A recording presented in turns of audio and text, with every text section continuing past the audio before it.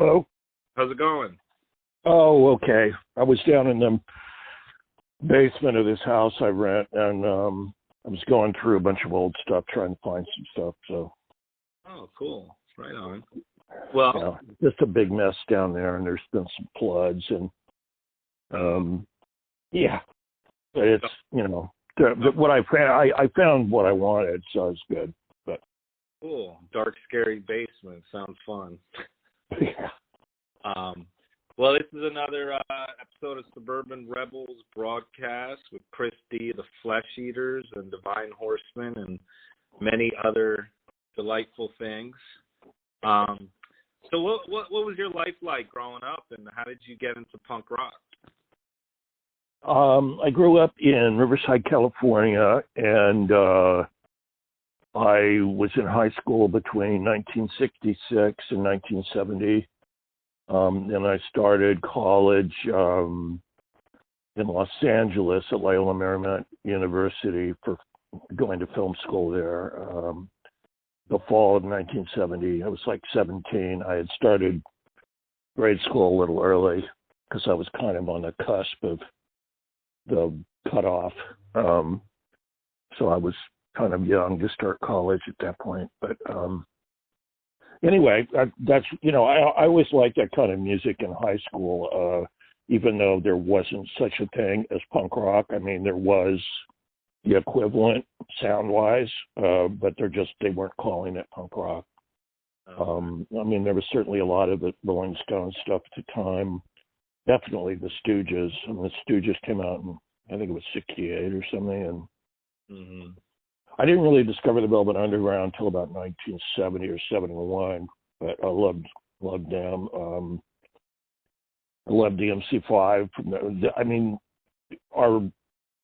there were two pop radio stations in the Riverside, San Bernardino area, and one of them had Kick Out the Jams by the MC5 on their playlist, and which, it wasn't so startling at the time because there were some other bands that were almost sounding that radical, but not quite as crazy as the MC5. And of course, at the beginning of the song, Kick Out the Jams, motherfuckers, that was, yeah. They had spliced in, it was, Kick Out the Jams, brothers and sisters. It was like they had cut that little, splice that in for the AM radio. Which now that, I mean, in the 80s, that song would never have gotten on AM radio. Yeah. And it didn't get much traction on AM radio back in the late 60s, but at least it was on there. You could hear it. And that's how I discovered them. But I was into other, bands at the time that were kind of, hard rock. I mean, Steppenwolf certainly had some punk-like songs like Born to Be Wild. And I was into the Yardbirds, and then when they turned into Led Zeppelin, and 10 years after, before they got too boogieized, and a lot of San Francisco psychedelic bands, that kind of stuff. But I'd had a band really briefly in high school for about 2 weeks, and we were going to do a battle of the bands, which they had a lot of, at least in the Inland Empire down there in Southern California, where they would have anywhere from 10 to 20 or 30 bands, and each band, there would be a back line. Each band would get up there and play one or two songs, and then they'd be some kind of, I don't know how they did it because I never actually went to one, but they would somehow gauge the audience, their response to the popularity of the band, and the band that got the most reaction would win. But so we had gotten together to try and do a battle of the bands, and we literally only worked up a couple songs, and they were originals though that I wrote, but other guys weren't too enthused about my singing because even then I was kind of a screamer. I was very influenced by Rod Stewart from the Jeff Beck group, and also Mick Jagger, but also black singers like Wilson Pickett and James Brown and people like that. So yeah, the guys in the band were more into the smooth vocal thing. Okay. So yeah. And how was it writing for Slash magazine? And you produced their records too, right? yeah. Well, after I had gone to film school, and I didn't. When I made 3 student films while I was there, but there's definitely some connections to the movie industry that they would different filmmakers and producers and writers would come and talk at the school, and but I always felt like going up to them and introducing myself would be like kissing their ass, even the ones I liked. So I was kind of shy about pushing myself that way, and I just never developed any connections in the movie industry. I mean, Roger Corman was starting to give a lot of young filmmakers a chance, but I just didn't fall into that category. And when I graduated I got a master's in the I think it was I finally graduated with a master's in early '77, and then that summer I got a job for the fall teaching English at a private high school down by LAX, and that was when I was going out. I was kind of estranged from my first wife, who I'd been at college, and we were still occasionally hanging out. And she went with me to some of the first times I went to the Mask in Hollywood. Saw some of those bands. She was really into this music too, but she was also really influenced by the whole beatnik scene from the 50s, and she wrote a lot of beatnik poetry. She and I had put out a poetry anthology together in '75 or '76 called Bongo Chalice. And we had actually gotten a couple of things from Patti Smith, who was, just starting out at the time. I had wrote her a letter and got a letter back from her mom giving us permission to use a couple of her things in Bongo Chalice. It's impossible to find that anthology now. I think we had only printed like 400 or 500 copies. But that's how I met Exene, because Exene was working at Beyond Baroque. When I typeset the book, I typeset it at Beyond Baroque because they had a typesetting machine. There was no computers. You couldn't use Microsoft Word or anything. So I had heard about Beyond Baroque, which is a literary organization that really embraced a lot of the beat writers and contemporary poetry, and they also had a poetry workshop that met once a week. Beyond Baroque was in Venice, California, and Exene was working there as a secretary, or kind of the front person at the office when I went in there, and she showed me. This was before X was together or anything, and she showed me how to use the typesetting machine. And then I don't think she and John, they probably might have just met by then. I didn't know John either beforehand, and he wasn't, playing music yet. At least, I mean, he had played music before, but they weren't doing X.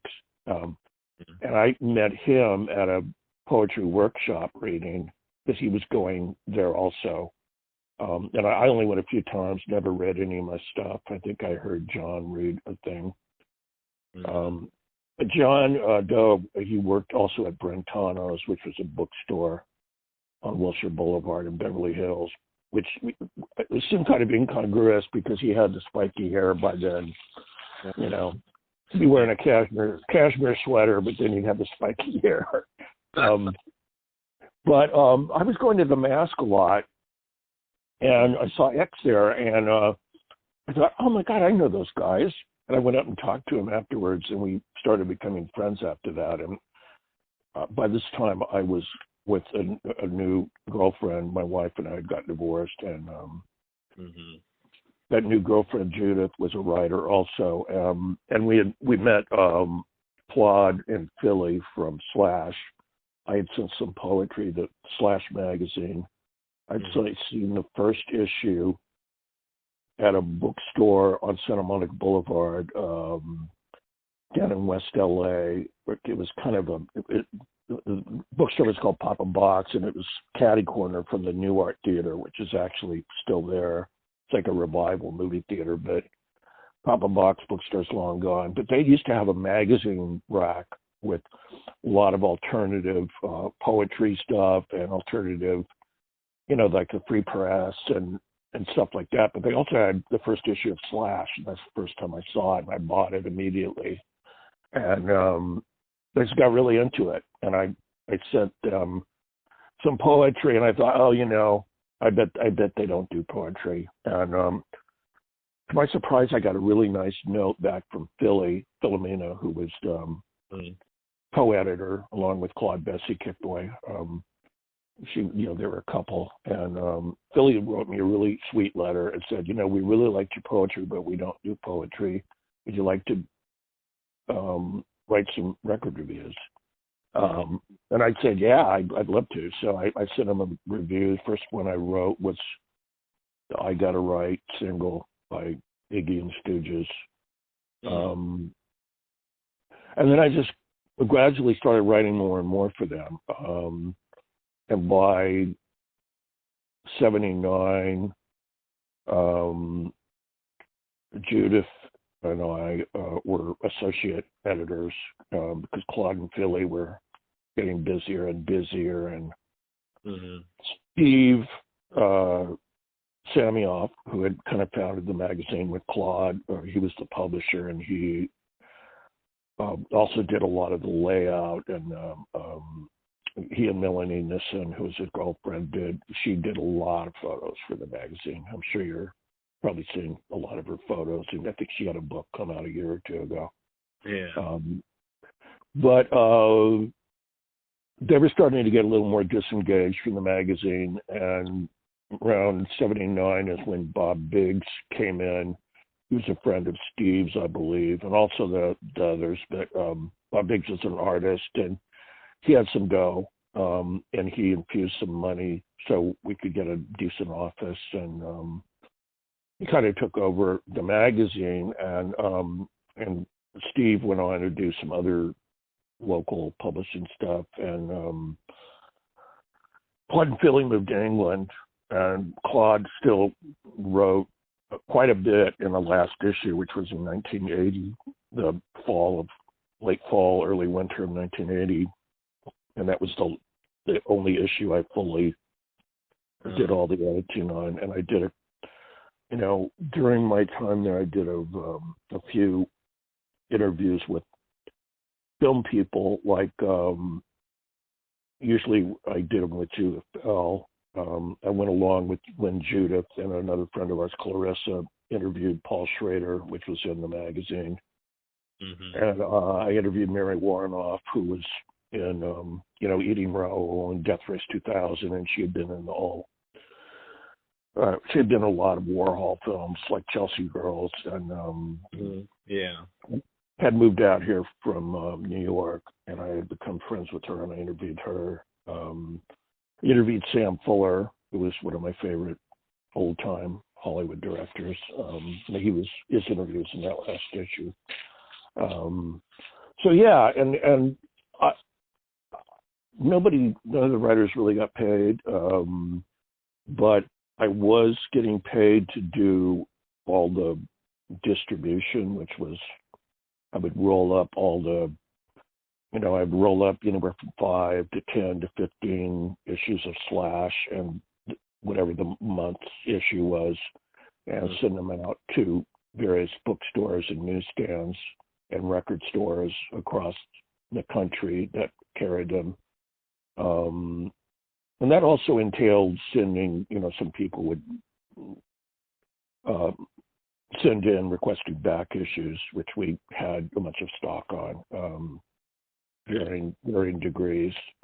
So I was getting paid to do that. I worked probably about 4 hours a day doing that, and then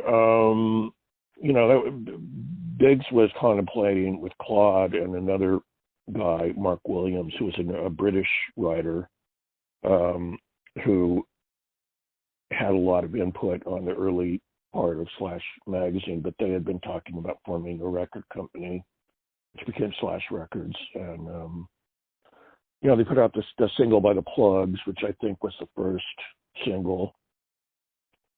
And I think they put out, I think they put out a single by the Germs, or was that Danger House? I know Danger House put out an EP by them as well. Oh, yeah. But the first album on Slash Records was the Germs DI, which they got Joan Jett to produce, because she was an old friend of Darby's and a lot of the Germs crowd. Yeah. And she was starting to become somewhat successful. And I didn't really have anything to do with the recording or the record business part of it yet, until after that album had come out. And by then the magazine was really winding down, and X's Los Angeles had, X knew Slash and knew all those guys, and they knew I was working there. And I think that kind of influenced them. They saw how good the Germs record had come out, and because they were waiting for a decent situation. They hadn't been happy with Danger House, their thing with them, and they wanted to. Billy Zoom was holding out for a major, but I think Slash came close enough because they were kind of a step above some of the other independent labels.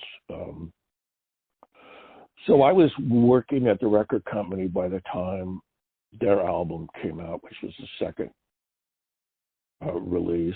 And then also Ruby Records got started at the same time, because my second Flesh Eaters album, A Minute to Pray, Second to Die, had been recorded in January of '81.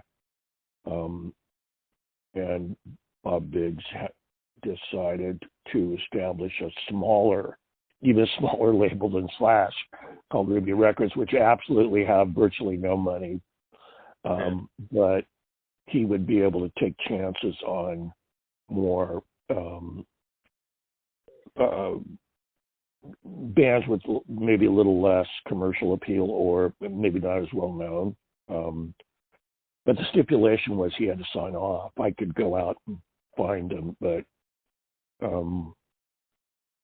the Flesh Eaters' Minute to Pray, Second to Die, I think caught him by surprise because it was so strange sounding. It didn't sound like a lot of other punk rock. And right. He liked it. So that got put out as the first release of Ruby, and that came out around the first time. Now, did that come out his first time? I'm trying to remember if that came out right when Los Angeles did, or I think it did around the same time.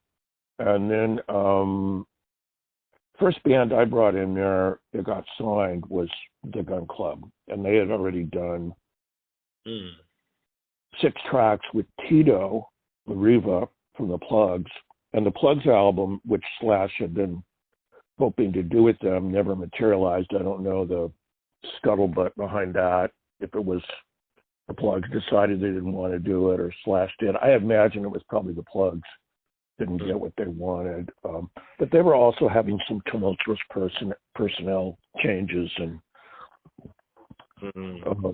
so I don't know what the deal is with that, but they eventually put out their own stuff. To get back to Slash and Ruby, I knew Jeffrey because Jeffrey had been writing for Slash, and I'd known Jeffrey since whenever he started writing. I'd met him and seen him a lot around parties. I was good friends with Keith Morris, who I knew from the scene. He would always be at the clubs, and he would always come up to Claude Kit Boy and I, or if John Doe and I were standing around, he'd come up and engage with us. And he was always he's a very talkative guy. And then we were all really amazed too when he brought in a tape of this band Panic that later became Black Flag, and it was basically that first single, and all of us were just stunned by that cassette, how good it was. But Keith was really good friends with Jeffrey, and Jeffrey and Keith hung out a lot. And I quite often was in the same, social circle with them, and John and Exane and Dave Alvin. But then I knew Dave Alvin from the Blasters, because the Blasters were getting some attention from Slash, because they really were playing a lot of punk shows, even though they didn't do punk music. Their energy and their kind of frenzied performances really won over a lot of punk audiences, and they played a lot. And Bob became very interested in signing them and got them on the label too. So, I just continued on. I was working there at the record company as an A&R guy, and I would generally produce stuff for Ruby. Although when the Gun Club thing came in, they already had the 6 tracks that I did with Tito, and then we actually recorded 6 or 7. I did with them, with the Gun Club, and was that Fire of Love? The Fire of Love album, and we used about 5 of the tracks I did with them, and then the 6 tracks that they'd done with Tito. There were a couple of outtakes that actually came out just a year or 2 ago as a single. They did both a version of Fire of Love and Bad Indian that I'd produced. It didn't come out at the time. And then they later re-recorded those for Miami with Chris Stein when they went with Animal Records. I was hoping to get to produce their follow-up, and they were originally going to do it with us, and then Chris Stein and Debbie Harry told Jeffrey they were starting a label with Chrysalis called Animal Records. And of course, it was a no-brainer that Jeffrey was going to go with them, because he had known them since, I don't know, whenever Blondie started. He had been in their whole scene. And but then I brought in the Dream Syndicate with the Days of Wine and Roses, did that, and I was hoping to do it already had an album out, I think, on, I can't remember the label was, if it was Frontier or maybe it was Enigma. I can't remember the label they had their first record out on. But I don't remember if their first album was an EP or an album. But then, we did Days of Wine and Roses, and that got really great reviews. And I was hoping to do their second album, but then they got lured away by Warner Brothers. And I had other bands I went after, and Bob, was reluctant, or, for whatever reason. And then there were other projects that came in that are already been recorded, like Lydia Lunch's 1313. We had the master mixes for that, but it needed to be mastered, and that was going to go out through Ruby. So I along with Pat Burnett at Quad Tech, which was the studio we used, he was our engineer and our mastering guy for a lot of stuff. I took that down there, and I mastered that 1313 record with Pat. And then I did the Green on Red Gravity Talks record, which was the last thing that I did with them, with the company that came out. That was originally going to be on Ruby. Bob decided to put it out on Slash because he thought it was commercial enough. And then I was supposed to do the Del Fuegos, but we got hit with a lot of financial debt in Warner Brothers, who had started to distribute Slash records. This was like the beginning of 1984. Bob and I had flown back to Boston because we were going to sign one of two Boston bands, either the Del Fuegos or the Neats. And we went to go see them.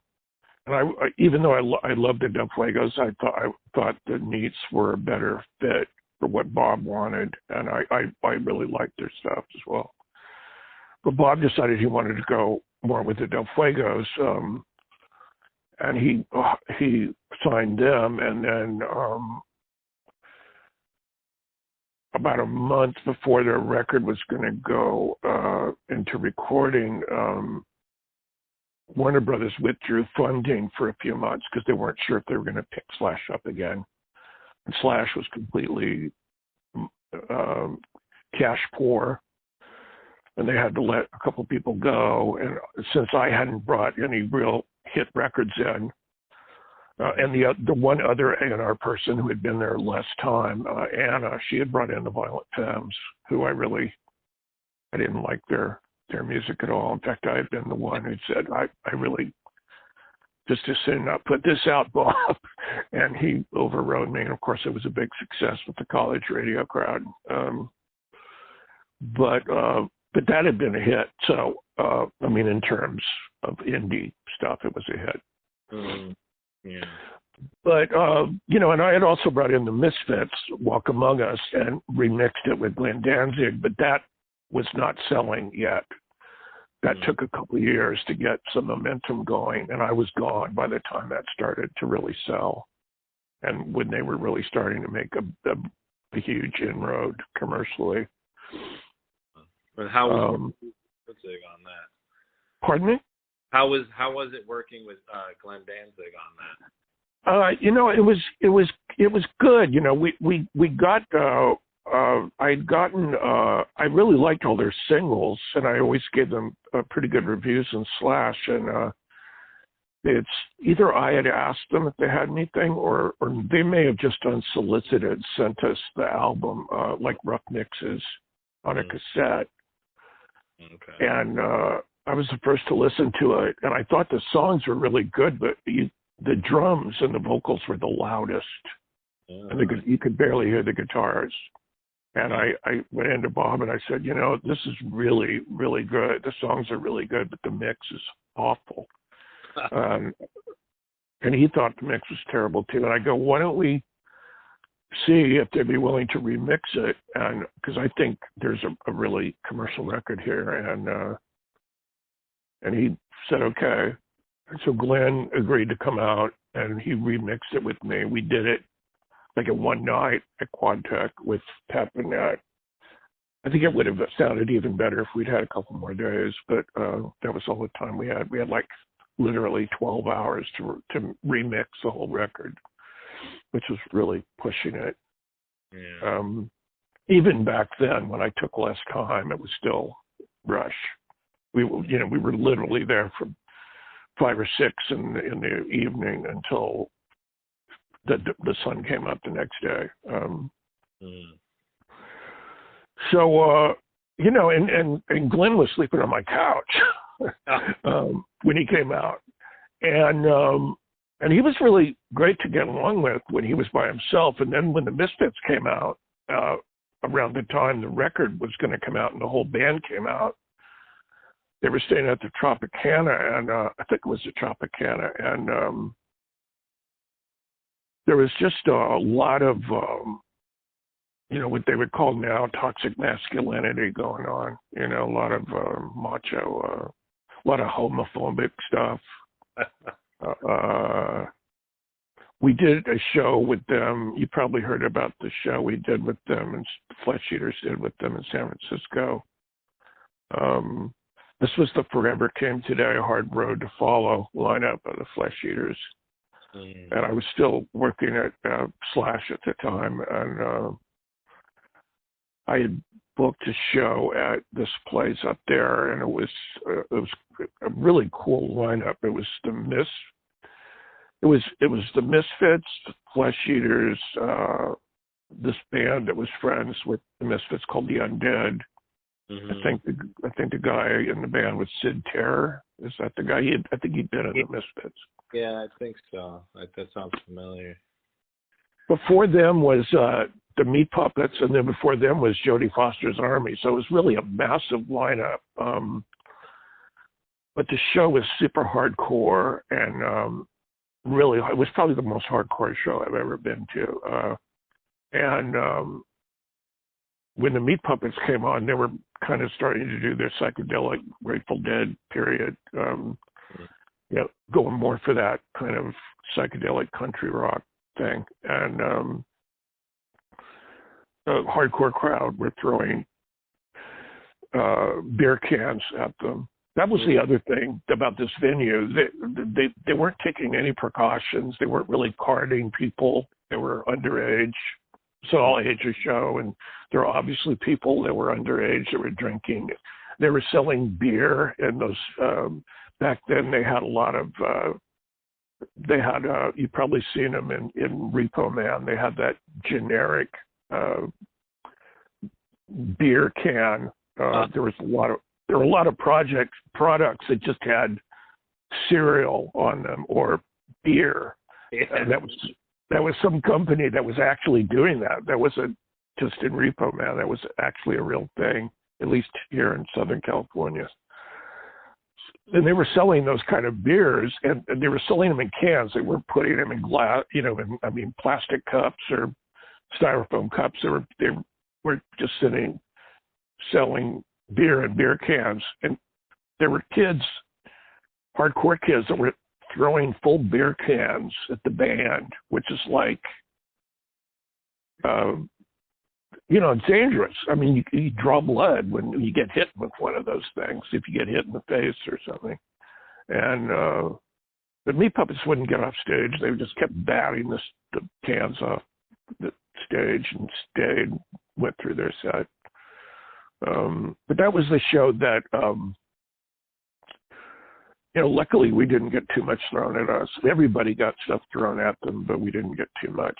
And then when the Misfits were on, apparently, I wasn't inside when the Misfits were playing, and they were getting harassed by some of the people in the audience, I guess because of the way they looked. They had that kind of, that they were starting to have the devil walk thing going on. And Doyle hit some guy on the head with a guitar and put him in a coma. You've heard about that? Yeah, the legendary story here. Yeah, and they all ran upstairs after that and hid in their dressing room, and the place got cleared. And I got back.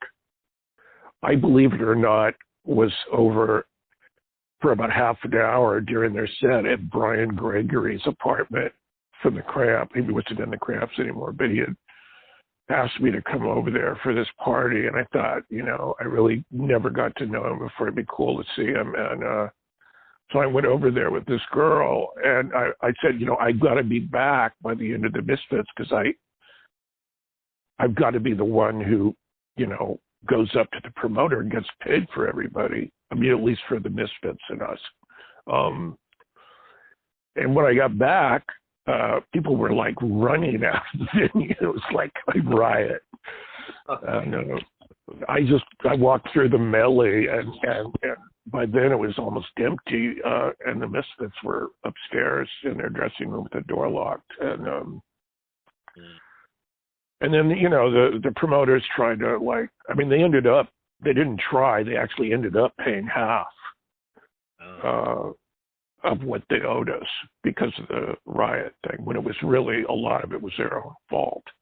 Right. Because they'd been selling liquor to underage kids, and they'd really created a dangerous situation themselves. They got away with paying us half of what they owed us.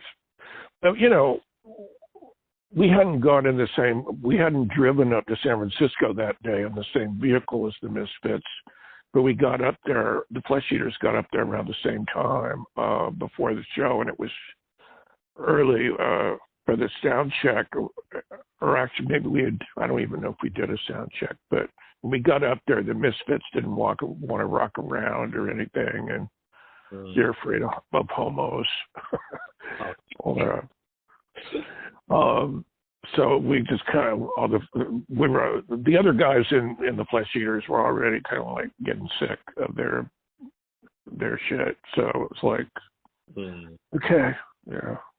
Yeah. And we went and ate Chinese food, and we were supposed to play with them at the Whiskey the following Tuesday. This was on the weekend, the show we did with them in San Francisco, and the other guys in the Flesh Eaters just refused to play the Whiskey show, so we're not playing with those guys. Wow. So I said, okay, well, yeah, I just was, I thought it would be good for us to still play it, but with the other guys, I didn't put up a big fight about it. I thought, well, I can see why they don't want to play with them. Right. So the Misfits did it by themselves. I don't know who was support on that. And I never had a formal falling out with them or anything. It was just after that, it was kind of like, Yeah. Right. What about dealing with Jeffrey Lee Pierce? Was that a hard thing, producing that record? No. He was actually, there were times where Jeffrey was really super professional, and that was one of them. Like that day that we only had a day to record those songs, and I remember it was a Sunday, and we came in there in the afternoon, and we all got there around the same time, and he was really well prepared. He hadn't drunk too much, and the guys in the band, Terry and oh God, I'm blanking on everybody else. Rob Ritter and oh God, remind me of the guitar player. I can't believe I'm blanking on him. I can't remember either. Huh? I can't remember either. Oh, God, he's gonna kill me that I don't remember his name. No, it wasn't Kid Congo. It was the blonde-haired guy who's a great guitar player who was on Miami as well. Shit. Yeah, I can't remember. I can't remember his name. We'll cut that part out so I don't. People don't think he's senile. Sorry, guys. Whoever you are. That is really it tells you I just turned 70 a couple months ago. So. Oh, happy birthday! Thank you. Yeah. But they were like really well prepared, well rehearsed, and we got through it really quickly. And there were some other times. I mean, the Flesh Eaters played quite a few shows with them, both the lineup that was the Minute to Pray lineup, then the lineup of the Flesh Eaters I had on the Favorite Came Today album, and there were times where the Gun Club, they were just really amazing. I mean, the band was always great. It was just Jeffrey was sometimes a little too inebriated to give a good performance, and he would get obstreperous and hard to deal with. But there was a time where we did a show with them at the Whiskey, the Minute to Pray Flesh Eaters lineup, and we each did two sets. They opened, and then we played, and then they played another set, and then we played again. And at the end of the second set, Jeffrey had climbed up on this staircase thing right near the PA, and he was doing these kind of gymnastics on the hanging from the light fixtures and the stage light fixtures or something, and he ended up kicking a hole in the PA. and they didn't want to pay the gun club later. And when I came down and he said, well, where's our pay? And I go, you know, you kicked a hole in the PA. It's probably going to cost more than what they owed you. So, you know, he was really 4 sheets to the wind. So he was, he was drunk. So, but you know, that was Jeffrey, and he, you know, he definitely was a genius for sure. But he had his moments. Well, what were early Flesh Eater shows like?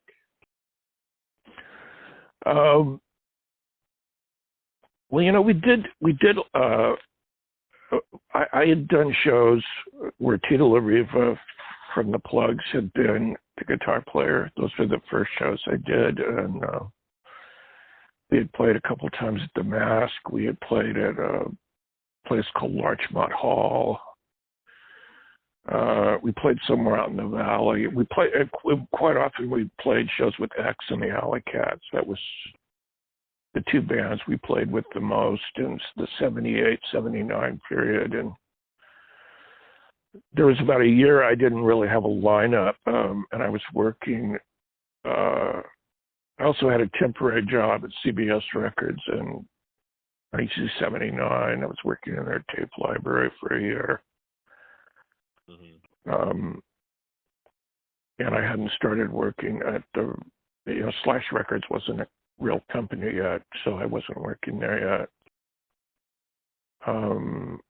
But we, you know, I during 1979, I didn't really have a lineup, although I was doing some recording, and I pulled together the Teeth and Nail compilation with my girlfriend Judith, and recorded some a couple songs with the, you know, just an off lineup with the Flesh Eaters, which DJ Bonebrick played drums and John Doe bass, and this guy Pat from a band called the Randoms, which were on Danger House,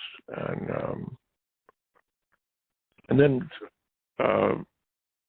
there were just people I put together in different lineups for the No Questions Asked, the first Flesh Eaters album. So we weren't there wasn't really a band going out and playing around that time. Right after Tito had left, Stan Ridgway, who went on to form Wall of Voodoo, he was in the band as a guitar player for 2 or 3 months. That was in like 78. And in the summer of 78, I had recorded with the Flyboys, which was John Curry and Scott Laskin and Dennis Walsh, who, you know, they had kind of this punk pop band called the Flyboys, and I really thought they were tight and could do my stuff, and I asked them if they would back me on a EP, which was the first 7-inch Flesh Eaters EP. Is it true that the Flyboys were the first punk band before the Weirdos? I thought I heard that. Gee, I don't know about that. I would, you know, I had never. I always thought the Flyboys were kind of borderline punk. I mean, they definitely had a pretty hard edge sound, but the way they're singing and stuff was much more pop, kind of, to me. Which I liked them. You know, it wasn't like what back then you would have called wimpy or something. It was a good sound, but it was, I don't know, I wouldn't have necessarily called it punk. But I think the Weirdos and the Germs really, and X would have been, I mean, X had a little more pop in their vocals, although they're when you saw them live, they were definitely came across as a punk rock band. I think the Germs, Weirdos, and X really, and the Screamers, of course, who never really, I mean, they were immensely popular, but they never came out with an album. I mean, I guess an album of their stuff has come out, some live shows or stuff they had recorded much later, but they certainly didn't come out with anything when they were together. And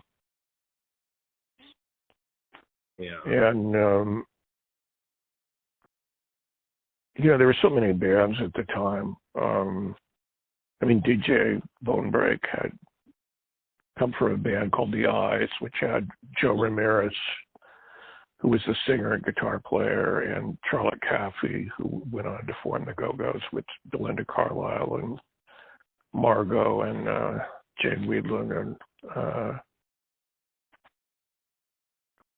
and DJ left The Eyes to join X.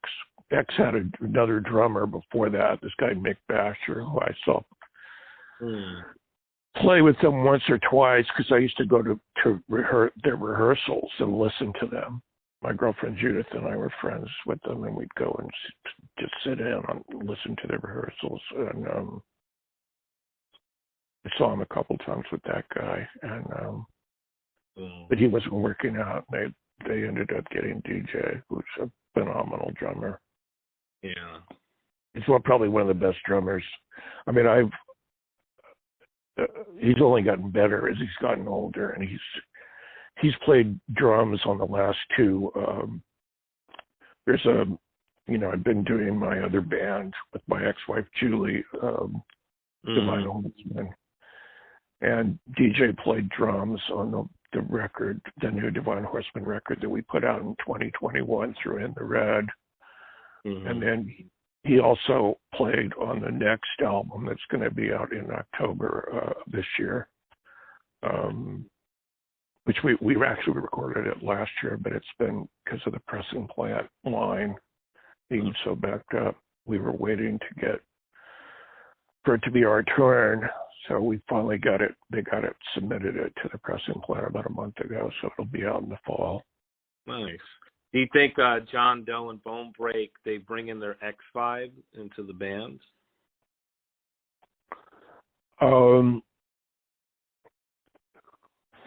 Doing the Flesh Eaters, DJ played marimba, which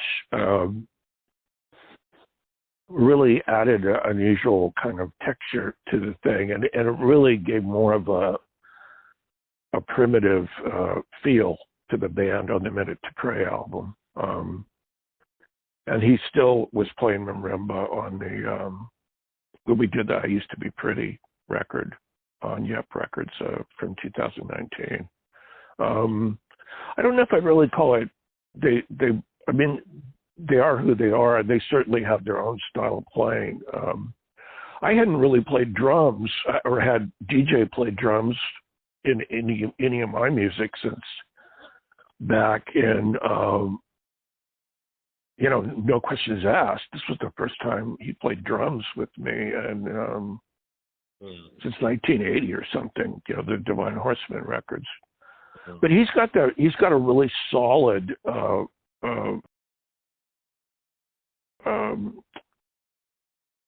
sound, his ability to keep time, and also he comes up with, when there's got to be a transitional part from a bridge, that's a bridge from a verse to a chorus. He is for one thing, like after every song in rehearsal, at least with us, with Divine Horseman, he probably does it with X as well. He actually takes notes. He has a chart, and he'll take notes after every song of what he did, and he'll after that he plays, he'll take a couple minutes. You have to wait a couple minutes. He'll write down his notes, what he did, and so he's got a record of exactly what he's doing. Like, he's so incredibly on it and responsible and into it sounding as good as it can be. And just for instance, he played, he was doing a couple months of shows with X in 2021. at the end of 2021, and we were going to record the Divine Horsemen's this latest album that isn't out yet in January of 2022. And right after Christmas, they had gotten back from doing all those dates. They always do those end of the year dates, and at least on the West Coast. And everybody in the band and in the crew had gotten COVID except for DJ. And DJ's wife has got she's immunocompromised. She's got a autoimmune condition, and she can't catch it. She really can't. So she said, you're not leaving the house for 2 months. And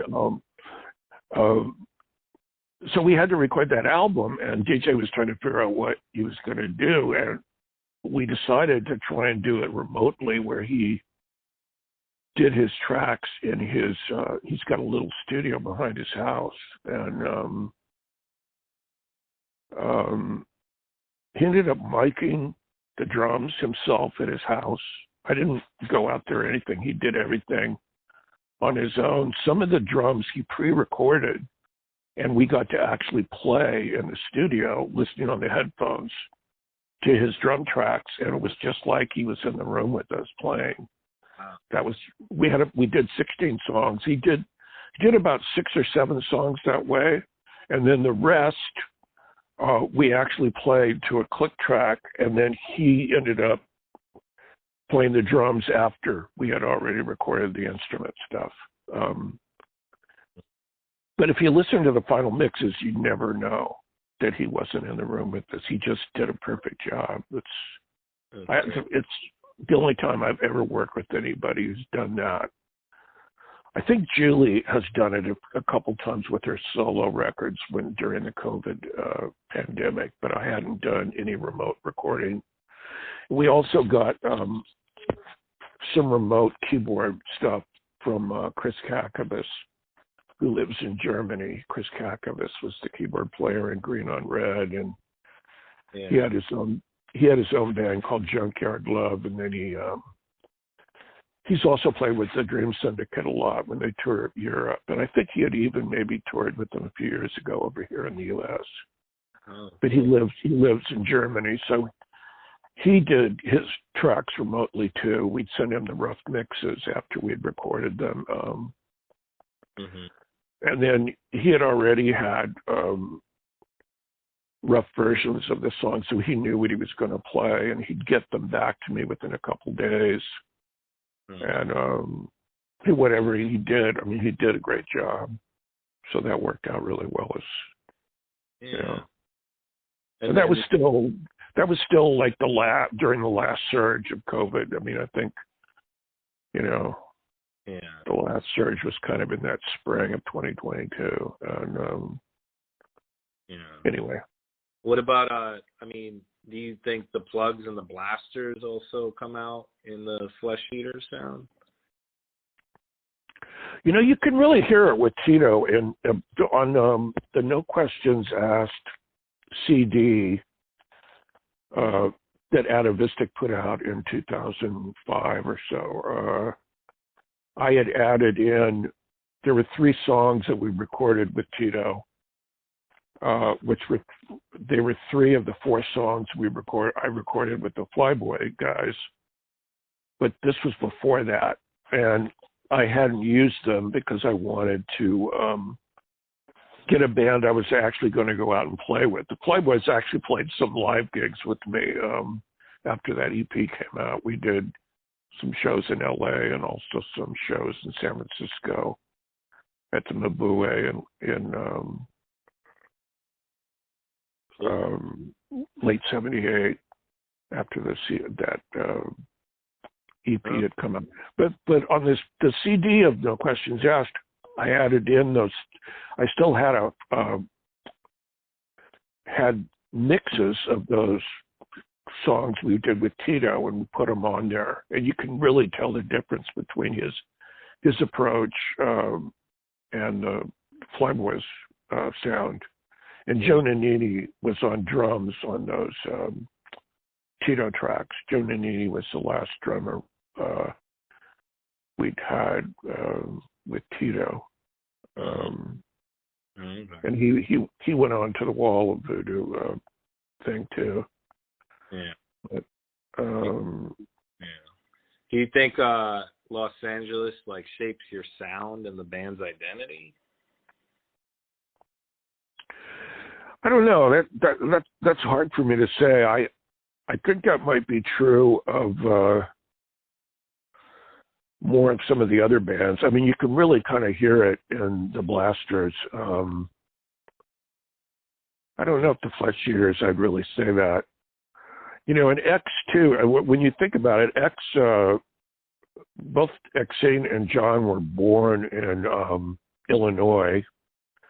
John grew up mostly on the East Coast, like in Baltimore, and then came out to LA in the early to mid 70s. And I don't know when Exene came out, but they really weren't from LA to begin with. So I don't know how much that really shaped them, but shaped their sound. I mean, Billy was from Southern California, although I don't think he was born in California either. I think he was born in the Midwest somewhere. But DJ was a total Southern California guy. I mean, he and his siblings lost their parents when they were really young. I mean, they were in their late teens. They were 17, 18, or 19. He and his siblings when their mom and dad died in a car accident. I think it was a car accident. And they were old enough just to live on their own, and they had their parents' house and basically brought themselves up from that point on. It was out in the valley. But you know, the X really does have a Los Angeles sound to me, but it's really kind of, I mean, Los Angeles is made up of a lot of people who come from other places, other states, even other countries. I mean, Tito, I don't remember if Tito was born in Mexico, but I know Tito had it. But when I met Tito in 77, to my recollection, if I'm not mistaken, he actually had a television show in Mexico City. I think it was Mexico City. I know it was down in Mexico, and it would seem to be logical it'd probably be in Mexico City. But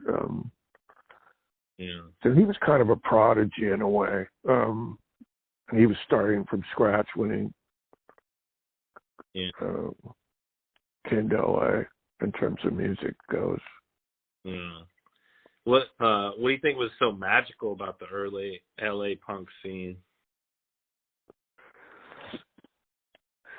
I don't know. You know, I always I didn't think of it so much in terms of LA, and a lot of people. You know, you could tell the difference between San Francisco and LA.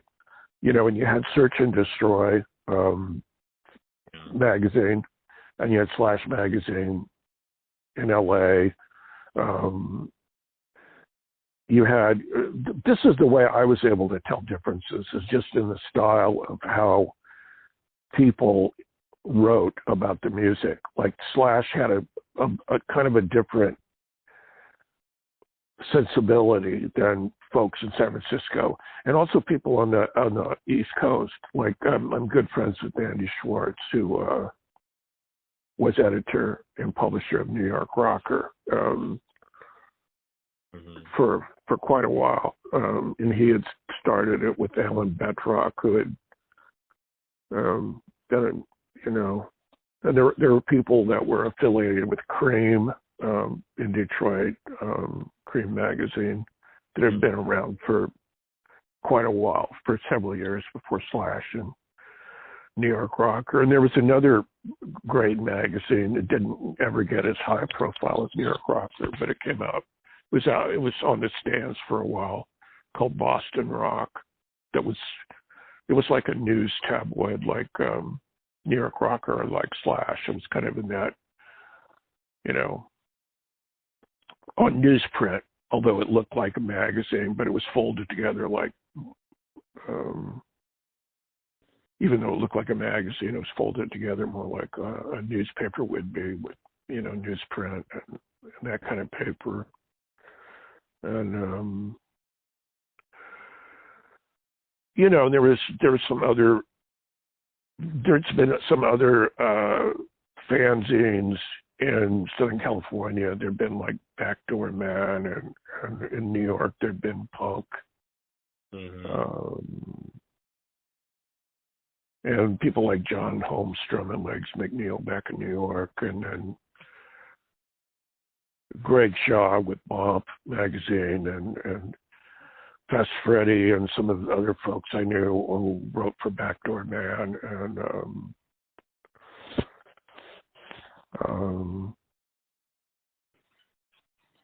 but that was where I really noticed the differences in just how people looked at the music to some extent. And there were some places in the country where the Flesh Eaters were definitely more popular than we were in LA. Like we were always really popular in Boston. And that goes for the other band I had, Divine Horseman, too. They'd always do well. And that seemed to be the case in New York as well. I always felt like we had a better audience turnout. And this was in the early years when we did the more recent stuff as the Flesh Eaters in 2019. We had pretty big crowds wherever we went, which was nice. Yeah. Oh, and where did most of the Flesh Eaters lyrics come from? Well, initially it was really because I'd been writing poetry since the early 70s when I was still in college, and I did a lot of. I was really influenced by William Burroughs and his cut up thing where he'd do cut up kind of stuff, and also I was really influenced by a lot of French poetry from the 1880s, 1890s, 1900, that early time period, like what they call the symbolists and that kind of decadent French poetry from that period, and even like American stuff from that period, like earlier, like Edgar Allan Poe and people like that, and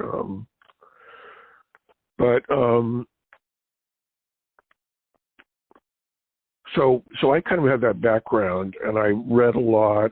I was reading a lot of hard-boiled crime stuff in high school and college, as well as science fiction from that period. And I only got more into the hard-boiled stuff in the mid-'70s and the late '70s. And my friend Byron Coley, who was he ended up co-founding that magazine, Forced Exposure, with his friend Jimmy Johnson. He had turned me on to a lot of hard-boiled writers like Jim Thompson and David Goodis, who I hadn't been aware of before. But I'd already read people like Raymond Chandler and Dashiell Hammett and James Cain, who wrote Double Indemnity and Postman Always Drinks Twice and stuff like that. So I was a huge fan of that kind of prose, that kind of hard-boiled prose. So it all kind of just got mashed up, all that stuff in my head, and I don't really know. I was also really into 19th century romanticism, and so a lot of my stuff was more about love, romantic love, dark romantic stuff, rather, like some punk bands would be singing more like political, like anti-police or anti-this or anti-that. And I was always just more into dark. I was almost more into the I hate to say it because I'm really not into goth, that I was kind of more, my lyrics were more like goth-like, or, you know, when the Birthday Party came out, I loved them. I loved Nick Cave's Birthday Party, like that stuff they did. Yeah. And I really related to the way he wrote. I really loved Lou Reed's writing. You know, all of his stuff in Velvet Underground was really influential to me. Mm-hmm. So there was just a lot of that kind of permeating my brain. Yeah. What And about? I'd already been, when I read Nick, I mean, when I heard Nick Cave, I'd already been kind of heading in that direction already. So it was just gratifying to see somebody from way far away have that kind of same sensibility that he had to me. Okay. So Great. Yeah. Well, like, what influenced Pony Dress? oh, that was actually a song about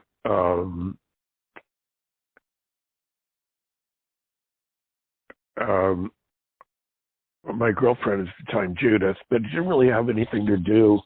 Like, people were going, is that a song about a dress made out of pony skin, or is it about a dress that's got ponies, like a pattern of ponies, like prancing on the dress? And to tell you the truth, I can't even remember what my thought process was, but I remember it was about my girlfriend at the time. And I was really using that cut up technique a lot. And I stole some lines from some early 70s poetry I'd written. And then I wrote some new lyrics as well. Mm-hmm. So that's kind of where that came from. Mm-hmm. And it just, you know, a lot of the lyrics, I'll write them. And this is true even today. In fact, today is probably even more true. I'll have written a whole lot of lyrics, Mm-hmm. like probably 2 or 3 times as many lyrics as will get used in the song. And then as I'm starting to do the song in rehearsal, I'll just be crossing out lines that are gone. Mm-hmm. It's not based on what the line is saying so much as by the way it sounds, you know, phonetically, the way the words sound when they're sung. I go, I don't like the way that word sounds when I sing it. Mm-hmm. Or it's not quite, the meaning isn't quite what, you know, it's contradicting something I said earlier in the song. So when I bring in the music, it gets a lot easier to edit words out. And then I just, especially now, I get really ruthless, and I don't get attached to certain lines. I just don't throw them out. I go, okay. And then maybe I'll use some lines I threw out from one song. I'll use them a year or 2 later in another song. That's happened before. So, Okay. And what about you in the Boneyard? you know, the Boneyard thing, I had read in some hard-boiled crime book. I don't even remember what it was. It might have been a Raymond Chandler, like a Philip Marlowe book, or I don't remember. But the music is, I mean, that was another song about relationships, but it's kind of nebulous. It wasn't about anybody in particular, but I just liked the way I had put the words together, and I would experiment of what I was writing, and then the music is kind of a mashup of a Link Wray song and a Bo Diddley song, Okay. and then also I can't remember what there was a girl group. I don't remember if it was the Shangri-Las or the Crystals had a song. She hit me and it felt like a kiss.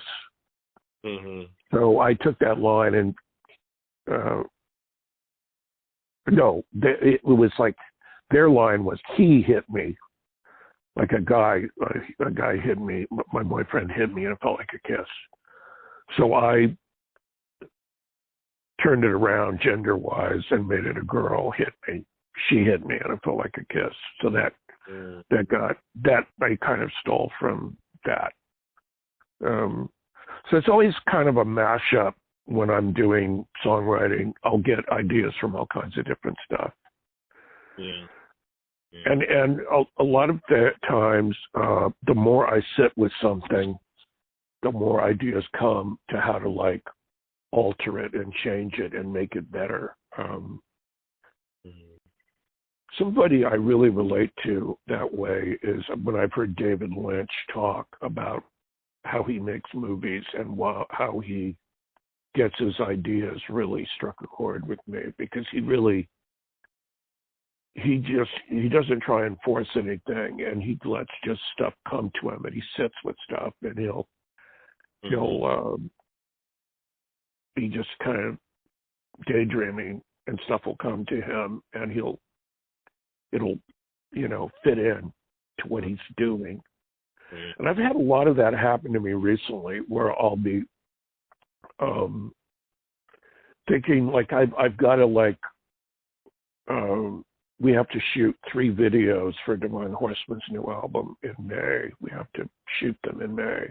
And I have been doing the storyboards in my head. I've written down shot lists of what we're going to shoot in each video. But gradually, as the days go by, I get additional ideas. And when I listen to the songs repeatedly, I'll see stuff in my head as the song gets played out, and I just let stuff come, and whatever seems right. Sometimes stuff will come to me, and I go, "No, that's not going to work." And other times, stuff will come, and I'll go, "Oh my God, that is so exactly what it needs right here." So I just am really open to stuff like that. And the more I'm open to it, the more it happens. That's what's really cool about it. I have it happen. I've been having it happen a lot recently, just in the last couple of weeks, just in putting together ideas for these videos that we're going to do. So cool. Nice. What about My Life to Live? I got the idea for that. The song title on My Life to Live is from a Jean-Luc Godard movie. And in French, it's, I'm probably not saying it right, Vivre la vie, or, which is kind of My Life to Live, or a lot of times now you don't see the English title for that movie, but when it first got released, when I was conscious of it in the late 60s, early 70s, whenever I saw it, I saw it as My Life to Live, which is about a girl who leaves her husband to become a prostitute. And I always liked the title, and I just took that title. And the actual lyrics are about a girl that I was really, really in love with at the time, in the 81, 82 time period, who I never really got together with. We're still actually friends, but we never got into a relationship. But that was about her. What about the video for it? Oh, the video that was on I Used to Be Pretty? Yeah, you made a video for it. Yeah, I didn't, the guy, there was a guy at Yep Rock who did videos, and he basically came up with the idea for that. Okay. Where the guy goes and he's going to bring a present to the girl. And,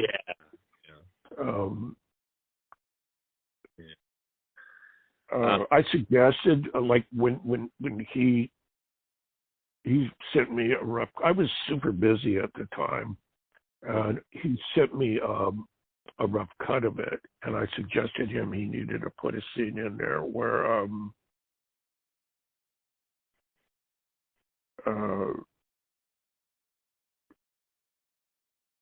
the guy actually goes over to her house and he's going to give her that present, and then it turns out there's another guy there she's already with, and who he knows. So I suggested that one little thing to make it more like a little heartbreaking, because I don't think he had that in the original video. Oh, okay. But that was the only suggestion I made on that video. But yeah, he did. The guy at Yep Rock did that. The other videos, I like the one for Cinderella. Yeah. I suggested to him. I gave him a list of public domain teenage exploitation movies that were on YouTube that he could pull clips from for Cinderella. And he just, he did a pretty good job. I kind of described to him what to look for. Like there were dancing scenes and fighting scenes, and there were car drag racing scenes, stuff like that. Mm-hmm. He came up with the mashup of the clips for Cinderella, the guy at Yep Rock. Oh, okay. But and then we did the Ghost Cave Lament one. It was the one of the new songs, and I put together that one totally myself with my friend Deb Frazen, who that was the first video that she was involved with. She's done a few others for other people since then, but she's a photographer. Oh, okay. What about the making of the Wedding Dice video back in the day? Oh, that I had actually written as a script for the guy who directed it, Gary Walco, who filmed it. And he and I worked together on that, and he did a really great job. The cinematographer he got, and but I had written all the kind of a scene list, and gave him pretty free rein on how we framed the shots and stuff. But I wrote the script for it basically. Oh, okay. Yeah, it's a cool video. How do you pick and create your art images?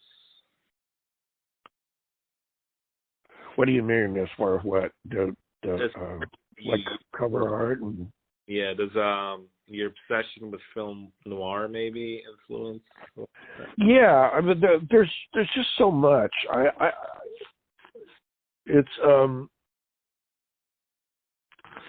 had a really hard time with the last Divine Horseman record. The new one that's coming out came to me a lot quicker, and I was much happier with it right away. The one that came before, it has been out for a couple of years now, since 2021. I went through so many different versions of that cover. It was very frustrating because I never got it to look quite the way I wanted it to. Which is unusual because usually I'm able to finally get to a place that I'm really happy with the cover, like a album cover or something. And I always like to design it myself. I don't like other people to. The one, the I Used to Be Pretty Flesh Eater record from 2019, that was a photo my friend Dave Frazen had taken in 2015, and she had posted it on Facebook as a black and white photo. And I'd always loved that picture, and I told her how much I loved it. I loved that beat up old Ford, I don't know, whatever it is, Coronado, or I don't know what that model of Ford truck is, but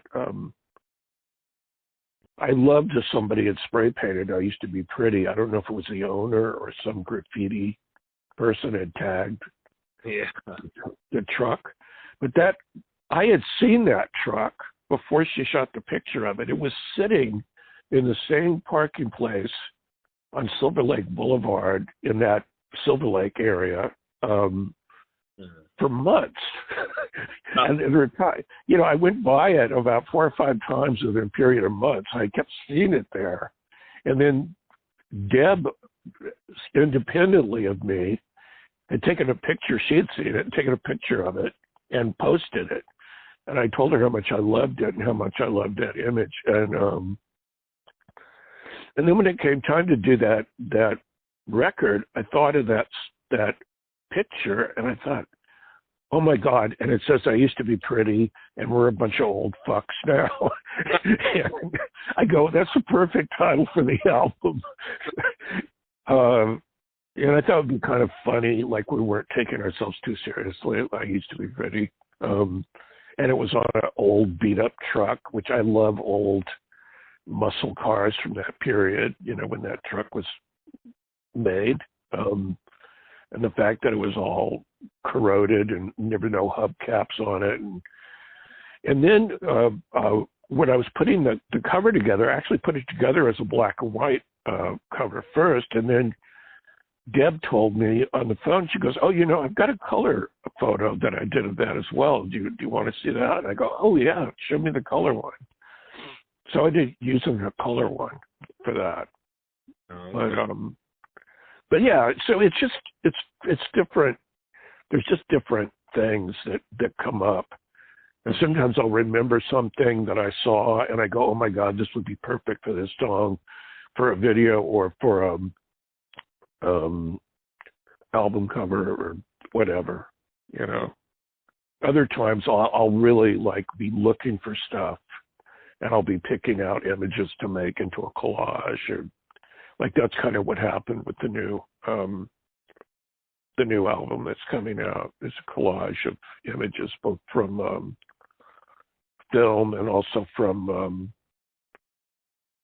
I went back and did a mashup of a lot of layers from different paintings from the 1700s and the 1800s for a forest, and also religious painting and a photo from the 1890s of this really famous American courtesan, like a high-priced prostitute from that period, who was very popular in high society in the 1890s in England and Paris.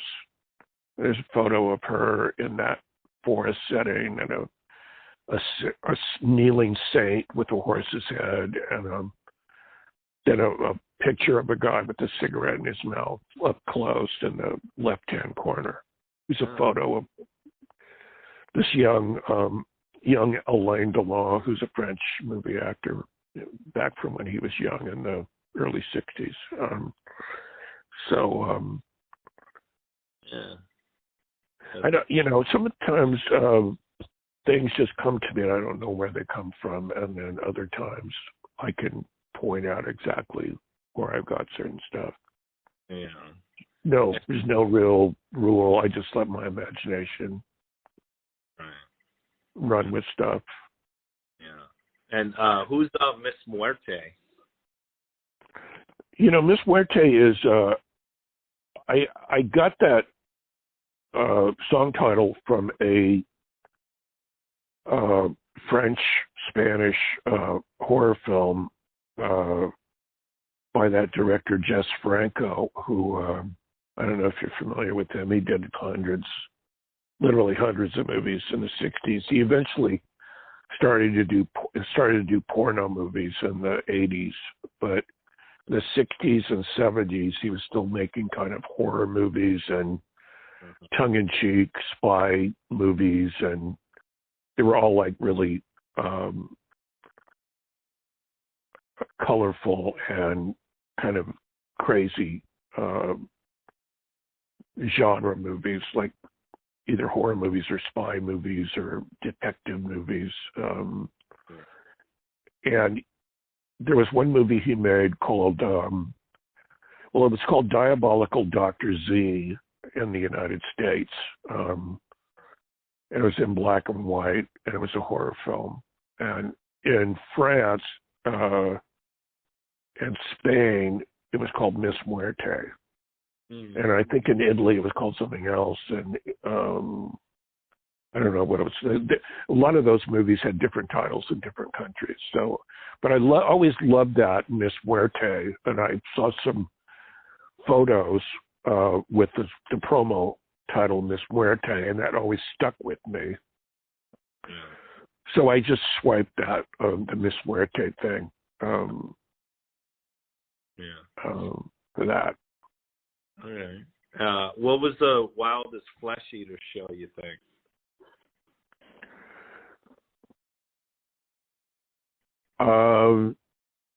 Well, it was probably in the early 80s sometime, but I don't remember a lot of, a lot of the time I was drinking a lot during that period. And I haven't had any alcoholic drinks since like 1987. I haven't done any drugs since 1996. So, congrats. Yeah, all that wild stuff was when I was really drinking a lot in the early 80s. Some of it I remember, like there was a show at a place called the On Club, which was in Silver Lake, a flesh eater show with that not Divine Horseman, with the Forever Came Today, Hard Road to Follow lineup, those guys. So it would have been 82 or 83. And I would take my shirt off a lot on stage. And that was when I had a decent physique, still. I don't think I'd take my shirt off on stage these days, no matter how drunk I got. But back then, I would really be loosened up from drinking. And I would be like, I'd get down and be flopping around on the stage and jumping around and stuff. So there were times like back in that era that the shows got pretty wild, depending on how into it I got. It'd be hard for me to pick out one of the wildest ones. There's one at the On Club I remember was pretty wild, and there was one I did. There was a show, a pretty big show that we did. That was the Plugs, the Flesh Eaters, the Gun Club, and Fast Freddy. That was at a place called the Ukrainian Cultural Center. That was like an old auditorium on Melrose Boulevard in East Hollywood. It was kind of almost in the Silver Lake, but it was right on the cusp of East Hollywood and Silver Lake. And if you go north, there's a Los Feliz area. But God, it was still there up until just a few years ago, that place. I don't know if it's still there, but it was always called the Ukrainian Cultural Center. And back then, people didn't really talk about, everybody knew the Ukraine was part of the Soviet Union back then. But then when the Soviet Union broke up in the early 90s, it became its own country. And it had been its own country before World War II, I guess. But I never really thought too much about it as a country or anything. But now it's like everything is Ukraine this, Ukraine that, as far as anything that's happening in the world, as far as war. Like the big war right now is in the Ukraine. So, but that was the Ukrainian Cultural Center was a pretty wild show. I remember I had borrowed a friend of mine, this guy who I was good friends with at the time, Pete Tillman. He was a singer for the Australian band, the Lipstick Killers. He was living in Los Angeles at the time, and he was working at Slash. We had given him a job at Slash. And he had these leather pants that he wore in the Lipstick Killers that fit me, and he loaned them to me for that gig. I remember wearing those without a shirt at that show. And I was really drunk. I remember that for that show. I was jumping around a lot. Yeah. Did you so you played with the Germs? How was playing with like Darby Crash? Did you hang out with him at all, or? God, I don't remember. When did we play with the Germs? Do you remember a specific show that we played with the Germs? Oh, I said you played with the Germs at that show, at the one you were just talking about. Oh no, that was the Plugs, the Flesh Eaters, the Gun Club, and Fast Freddy. Oh, okay. I thought you said the Germs. But you did produce the Germs, right? I produced 3 songs by them for Tooth and Nail. Oh, right. Which I put out through Upsetter Records. That was in 1979. That was right before they did all 3 of those songs again with Joan Jett, different recordings. It was Manimal, Dragon Lady, and Strange Notes. Right. Those 3 songs, which were on Tooth and Nail, different versions, and then they re-recorded them with Joan Jett for the GI album. Oh, okay. And then later, about 2 or 3 years later, Bob Biggs put out a EP, What We Do Is Secret, which had 3 of the tracks that it was either that Danger House had put out or Slash had put out, like Lexicon Devil and Circle One, and I can't remember what the other song was. But we also put out an outtake from the Joan Jett album that didn't get on GI, which I loved, and I was always trying to get Bob to do something with it. It's one of my favorite Germ songs called Caught in My Eye. Oh, yeah. And I actually... I'm going to be calling Don Bowles after I hang up with you. Yeah. The Pat Smear came in. He and I and Pat Burnett remixed all that stuff for that What We Do Is Secret EP. And then later, when the GI album came out on CD, this was long after I was gone from Slash, they put the What We Do Is Secret EP on there with the GI album. All that stuff got put on the CD with the GI album. I don't know if it's still available that way, but it was, I know in the late 90s, if you got a CD of that album, it had the What We Do Is Secret record on there as well. Yeah. And how was your experience working with the Germs? It was good. I always got along with Darby. I got along with all those guys. John Doe was really good friends with those guys, especially Darby and Lorna Doom. And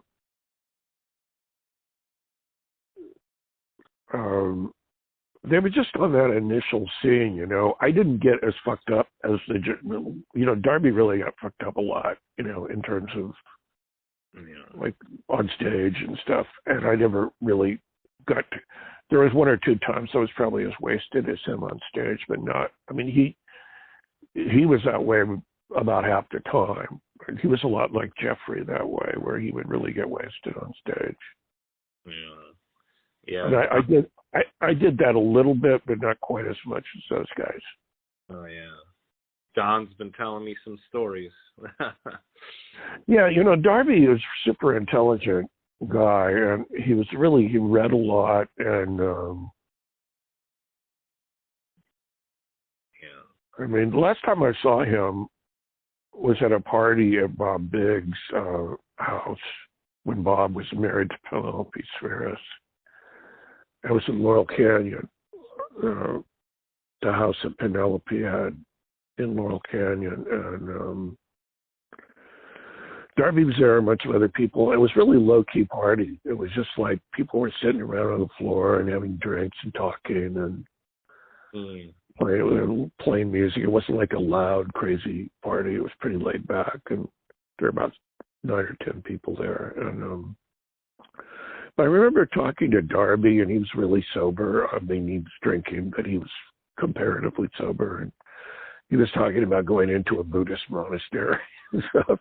I didn't know if he was at the time he probably was serious, but like a lot of us, he would have an idea and really be excited about it for a few days, and then he'd think about it and kind of let it go. But I mentioned at the time, after he died, I wrote a obituary for him, kind of a remembrance for him for No Magazine, and I always thought that he was the kind of guy who would be around, and eventually, when he got his thing more together, he would be writing a lot of books and stuff because he was so well read, and he was so intelligent. His lyrics always were really, his lyrics were always really intelligent and interesting, and he had different characters in his songs and stuff, which I really liked a lot. And it was hard. I mean, it was a lot of people.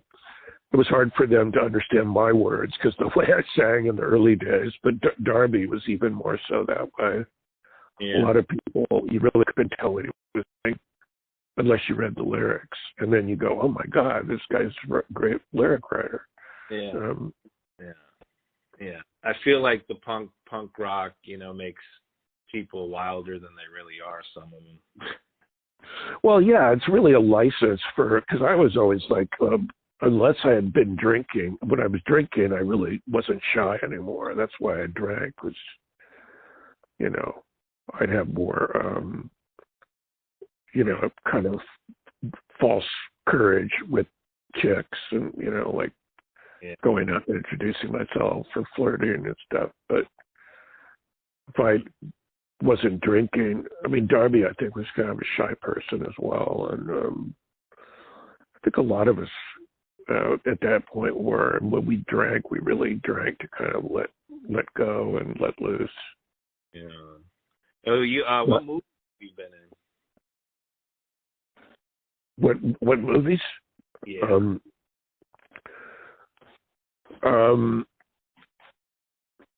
Well, the first thing I was in was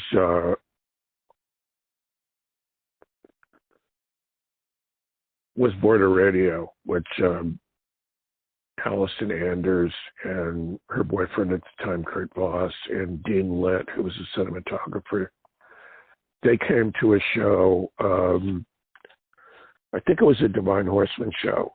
I don't think it was a Flesh Eater show. It was in 1980, late 84 or early 85 at the Music Machine. And they came and told me they were going to make a movie and they wanted me to be one of the leads in the movie. They were film students at UCLA.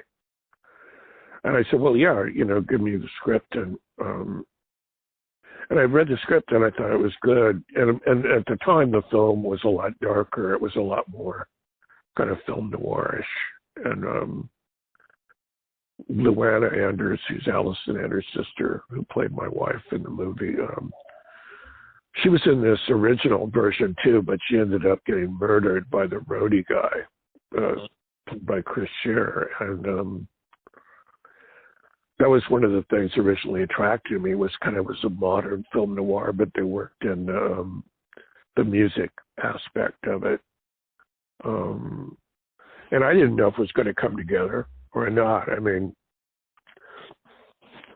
they certainly were more ambitious than I had been as film students, but there was something about them. I thought, this probably is going to come together. I liked the script. And then through me, they talked to John Doe, and Dave Alvin got involved as well. And we shot quite a bit of the movie, about half of it, and then they ran out of money for about 6 months. And when we came back, the story had changed quite a bit in that noir aspect. I mean, there was still the robbery of the club, but I don't know if you've seen the movie, but yeah. Yeah, in the end, they didn't have my wife character get murdered. I mean, she ends up being kind of almost the main character. And she's dealing with all these immature guys in the movie. That's what it became more about. Kind of became more of a feminist kind of movie And it also became more of a kind of Jim Jarmusch type movie. Like Stranger Than Paradise had come out in the 6 months where they didn't have any money. I think that really influenced them a lot. It kind of became like a lot more self-conscious. I think the movie, some of the tropes, and there ended up being a lot more humor in the movie. Texacala Jones is in it too, right? Yeah.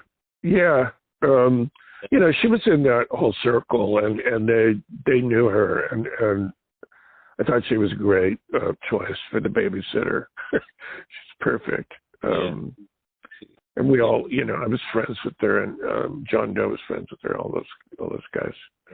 But right around the same time, John Doe was good friends with Michael Blake, who became friends with me. And Michael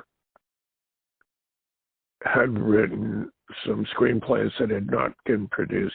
And he had also written a novel, that novel Dances with Wolves, that he hadn't sold that yet. And but he was friends with Kevin Costner, who was just starting, and they had worked on a low-budget movie together. That's how they became friends. And I had met Kevin a couple times at Michael Blake's barbecue. And Kevin said I'd be good in this movie he was going to do called No Way Out. I would be good as one of the bad guys, and he would get me an audition, which I thought was really cool. Because I didn't ask him. He just came up and asked me at a barbecue at Michael's house. And so I went in for the audition, and I got it. And I was one of the bad guys in that, No Way Out. And also around the same time I had gone on an audition. I knew this other casting agent at Warner Brothers, and she brought me in for one of the bad guys in Lethal Weapon, the first one. And I ended up being a chauffeur for the head bad guy in that movie. I'm just in one scene, and I get shot through the window in the head. And you don't even the way the light is on the windshield. They shoot it through the windshield, and the way the light is reflecting, you can't even see my fucking face. It's like I'm in the movie, but you don't even if you watch it and you watch that scene and you stop the frame, it's barely noticeable as me. Well, is that the biggest movie you were in, Lethal Weapon? That and No Way Out. I think No Way Out probably ended up being. I mean, I think No Way Out was even more popular than Lethal Weapon at the time. I'm not sure, but I was in Lethal Weapon a lot more. I was in a lot more scenes.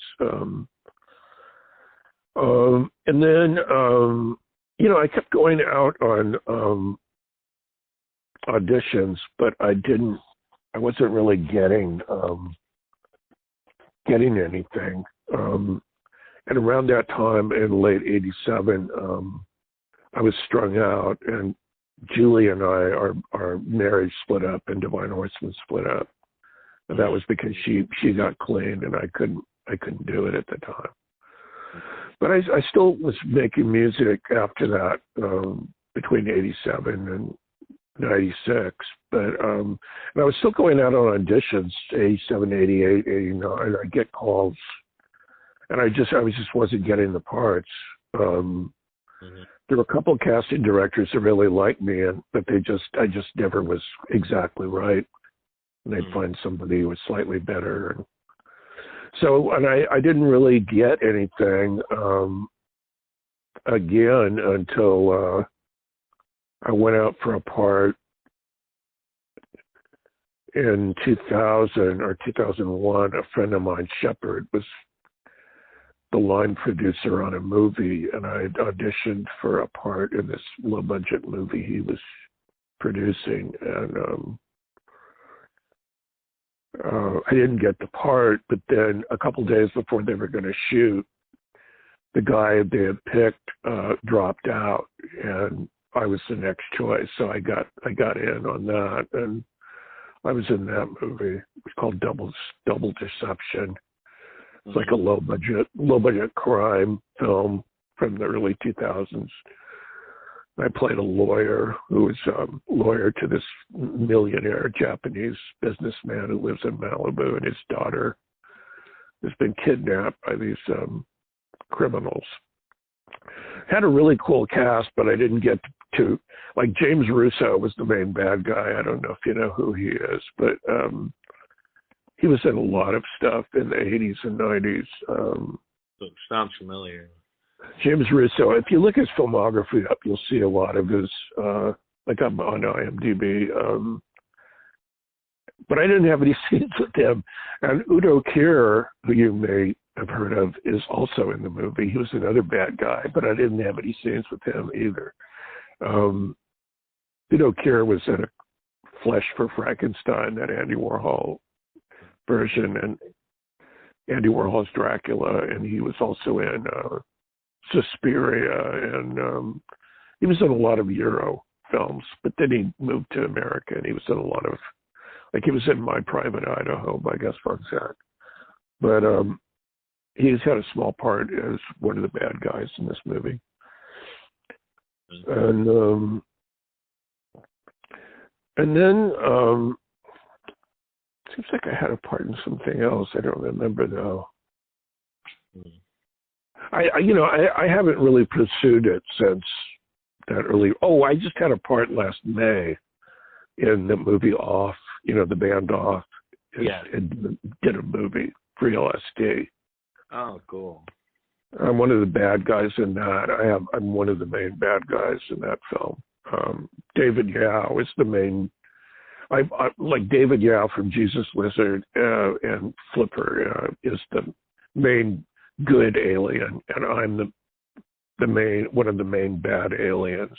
And then of course Keith Morris is and the band is in the movie. And it's a really funny, weird science fiction horror musical comedy kind of movie. It's about 75 minutes. I think they played it at Slam Dance, but it hasn't. It's not going to be released till I think later this year. It's going to be out in the fall or something. Cool. And what books have you published? Well, probably the best thing for you to do would be go to if you find one of my books on like Amazon and you click on my name on the with the highlighted name, it'll take you to my author page and you can see all the stuff. Yeah. There's like five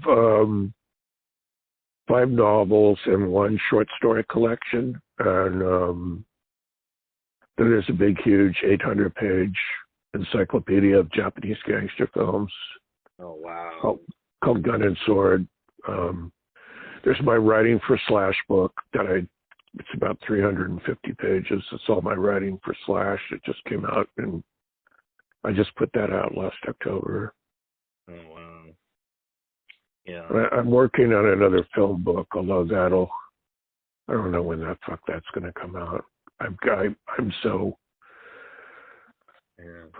procrastinating about that. It's about a third of it's about written, but it's going to be 500 or 600 pages, and I've got at least 300 more pages to write, 400 more pages. Plus, I have to lay out all my books myself. So nice. And how long did you have a zine with Exene Cervenka? You had a zine with her, right? It was my girlfriend at the time, Judith, and we had a 2 issues of a zine called Upsetter. That was probably 79 or 80, and Judith and I did 2 issues, and Exene collaborated on some of the artwork on the second issue with Judith. Oh, cool. She wasn't really, it was just Exene kind of contributed heavily on the second issue. Oh, okay.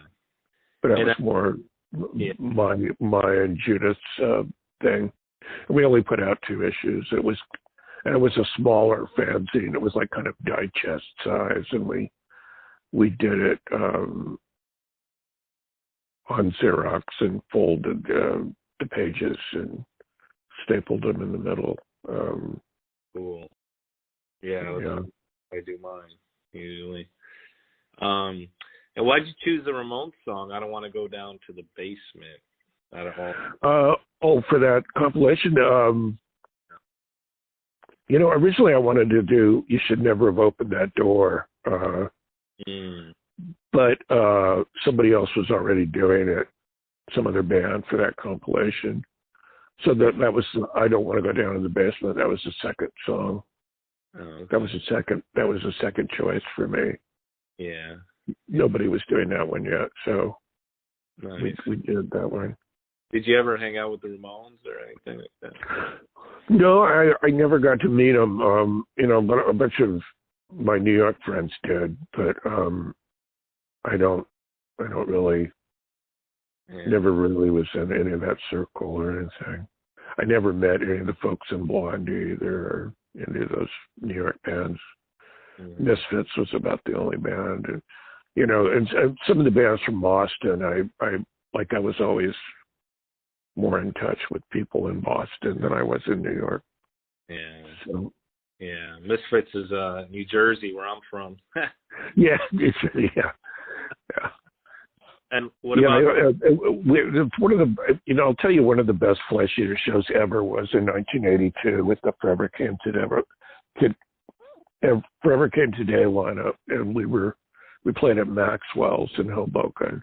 Oh, okay. Really good show. It was a really good show. Good little show. Yeah.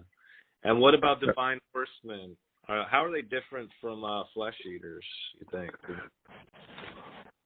Originally, I'd started that, and it started out as just a solo album after Hard Road to Follow, because I really was sick of playing super loud music, and there was a lot of old school country western from the 50s and 60s I liked, and also a lot of folk murder ballads, like dark folk songs.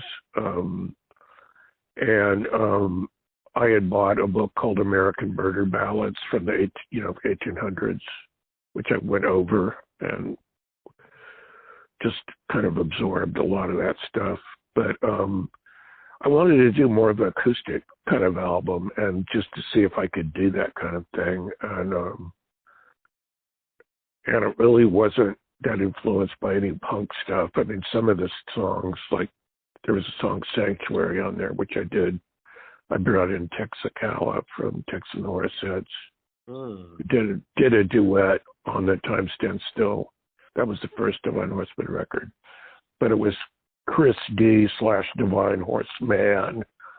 And I had met Julie Christensen when she was singing backup for a Top Jimmy song I was producing for a compilation.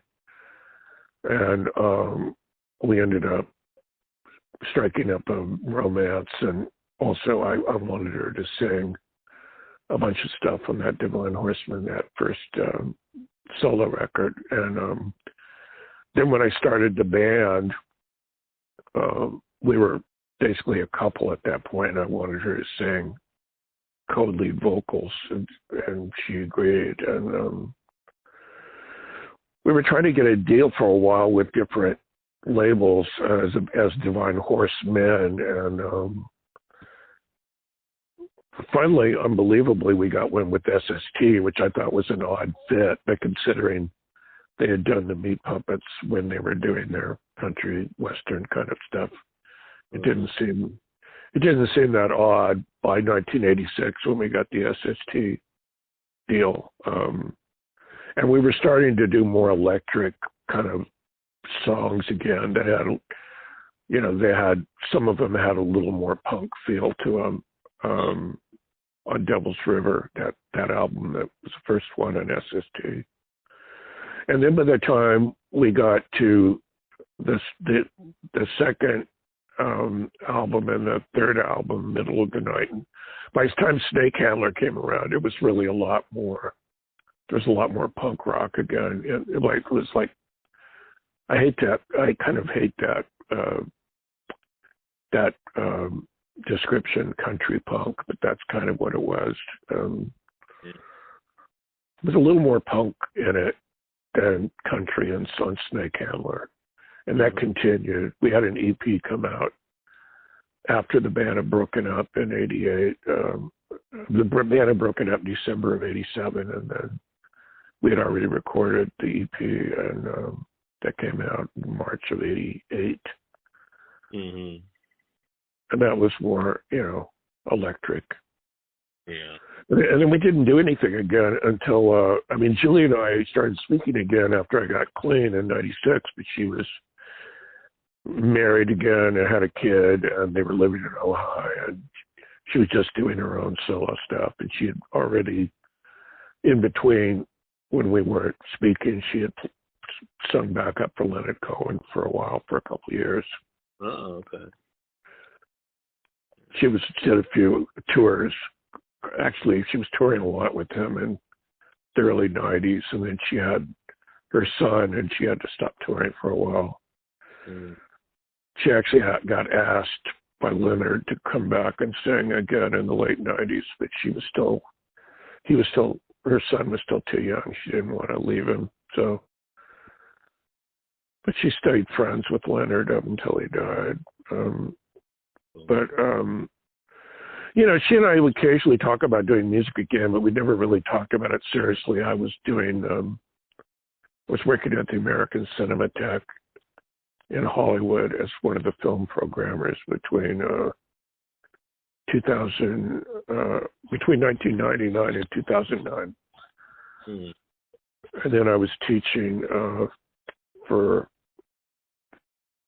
3 or 4 years. I was getting flown up a couple days a week to San Francisco to teach film at a school up there. And I didn't start doing music again until 2015 when we did some more of the Minute to Pray reunion shows. Mm-hmm. And then we were going to start doing it every year, and we didn't do it again until 2018. And we sounded so good on the 2018, I sprung the idea on the band. I remember after one of the last gigs in 2018, I said, I really want to go in and do an album with you guys, and we could record, we could come up with a couple new songs. I've already got lyrics written. We can re-record some of these songs that you guys never played on, like My Life to Live and Miss Muerte. And we could do some covers that we already do that we never recorded, like She's Like Heroin to Me and Cinderella. And so that's what we did. We did that in April of 2018. And Dave Alvin said, "You want me to call my label, the Eprock, and see if we can get a deal to put this out?" And I said, yeah, go call them. And they agreed right off without even listening to it. So that was great. And so we actually got a deal right when we were recording it. We didn't even have a deal when we went in to record it. We were just doing it on, I had a little money in savings, and we started it that way. And each of the guys in the band put in a little bit of money to record it. But by the time we were done recording, we had a deal, and we had some money from the record company. So that was good. And then, it got scheduled to come out, and it was scheduled to come out in January of 2019, and we got a tour scheduled, like for, 10 days each month of the first 3 months of 2019. Oh, okay. Right. We did the Northwest and the Southwest and New Orleans and Midwest, and then we did the East Coast. Yeah, cool. And what does art and punk rock mean to you? I don't know. I kind of stray away from the whole label of punk rock.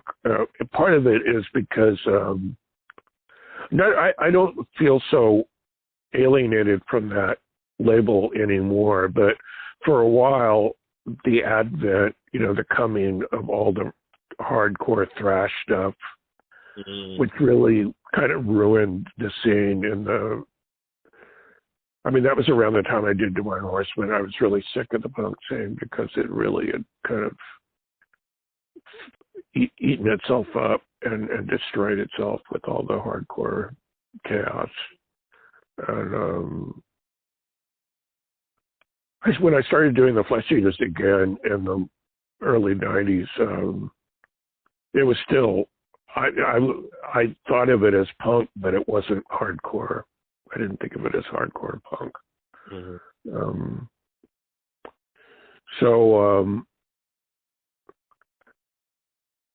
I don't know.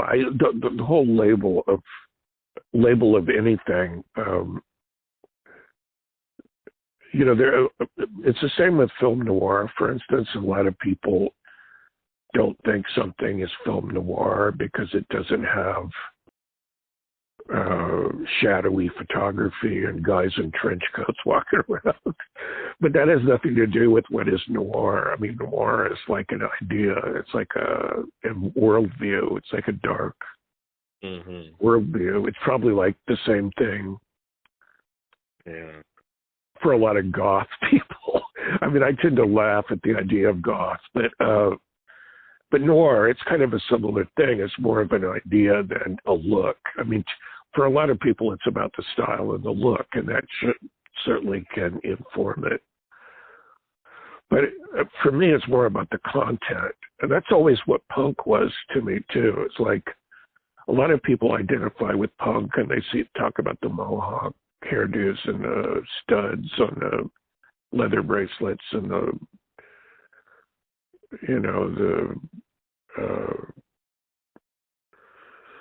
boot boy kind of look and the skinheads and all that kind of stuff. And to me, that's got nothing to do with what I think is punk. Punk is more of an idea and a DIY, do-it-yourself kind of thing.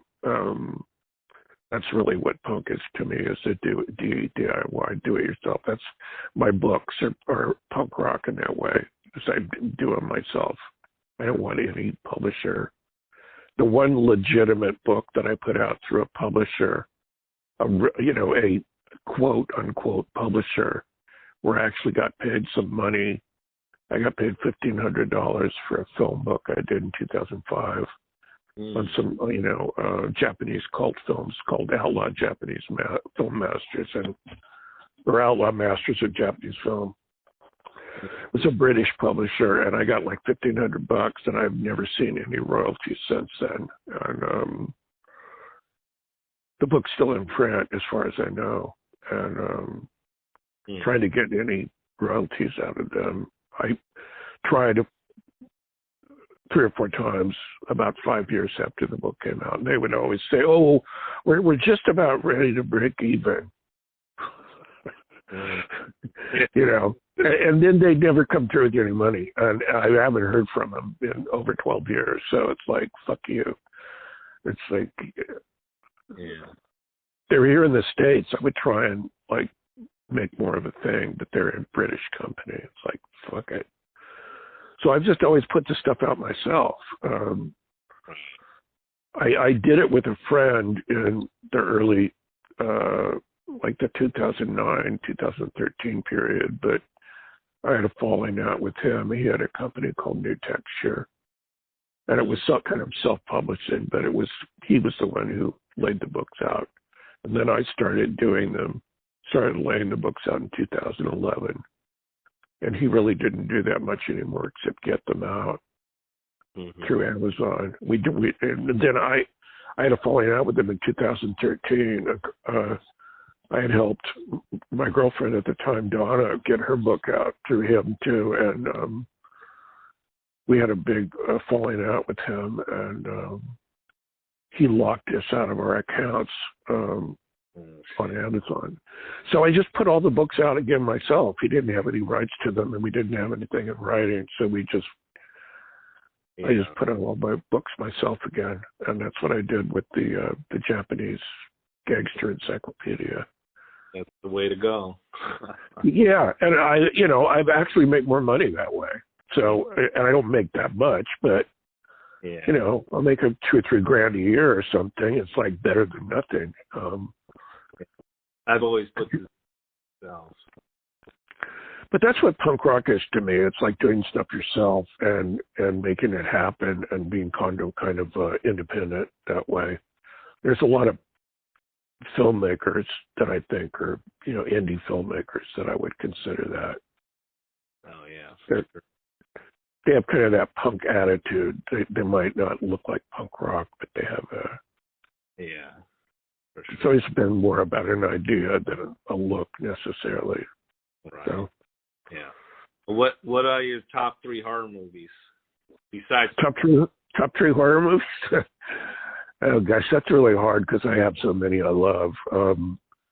Probably one of my favorites. Probably the top 2 are Night of the Living Dead and Texas Chainsaw Massacre. Those 2. But I love a lot of the Hammer horror films from the late 50s. The Christopher Lee Dracula films. And I love, there's several of Roman Polanski's movies I love. I love Rosemary's Baby. I love,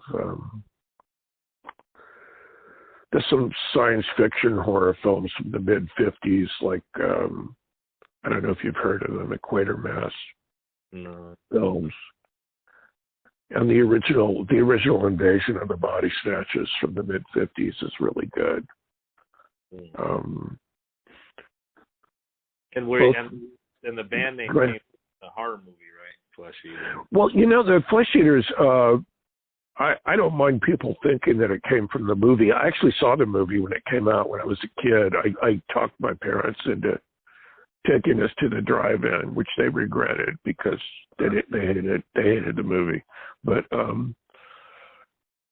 I talked them into staying for the whole thing. But it was only playing at the drive-in when it came out in Riverside, where I grew up. And but originally, when I gave the guys in the band a choice of names. When we first got together, it was, Tito and Joe Ramirez on drums and my other friend John Ritchie on bass. And I had given them like 7 or 8 names. And I actually there was a name I had, Screaming Target, which was the name of a reggae dub album by Big Youth. And I actually wanted to use the name Screaming Target as the name of the band, but the other guys liked the Flesh Eaters, so that's what we went with. And the Flesh Eaters, I was thinking more of a primordial, prehistoric thing than than the movie, but that's fine if people think that about the movie. So. Yeah. What do you think the weirdest thing people don't know about you is?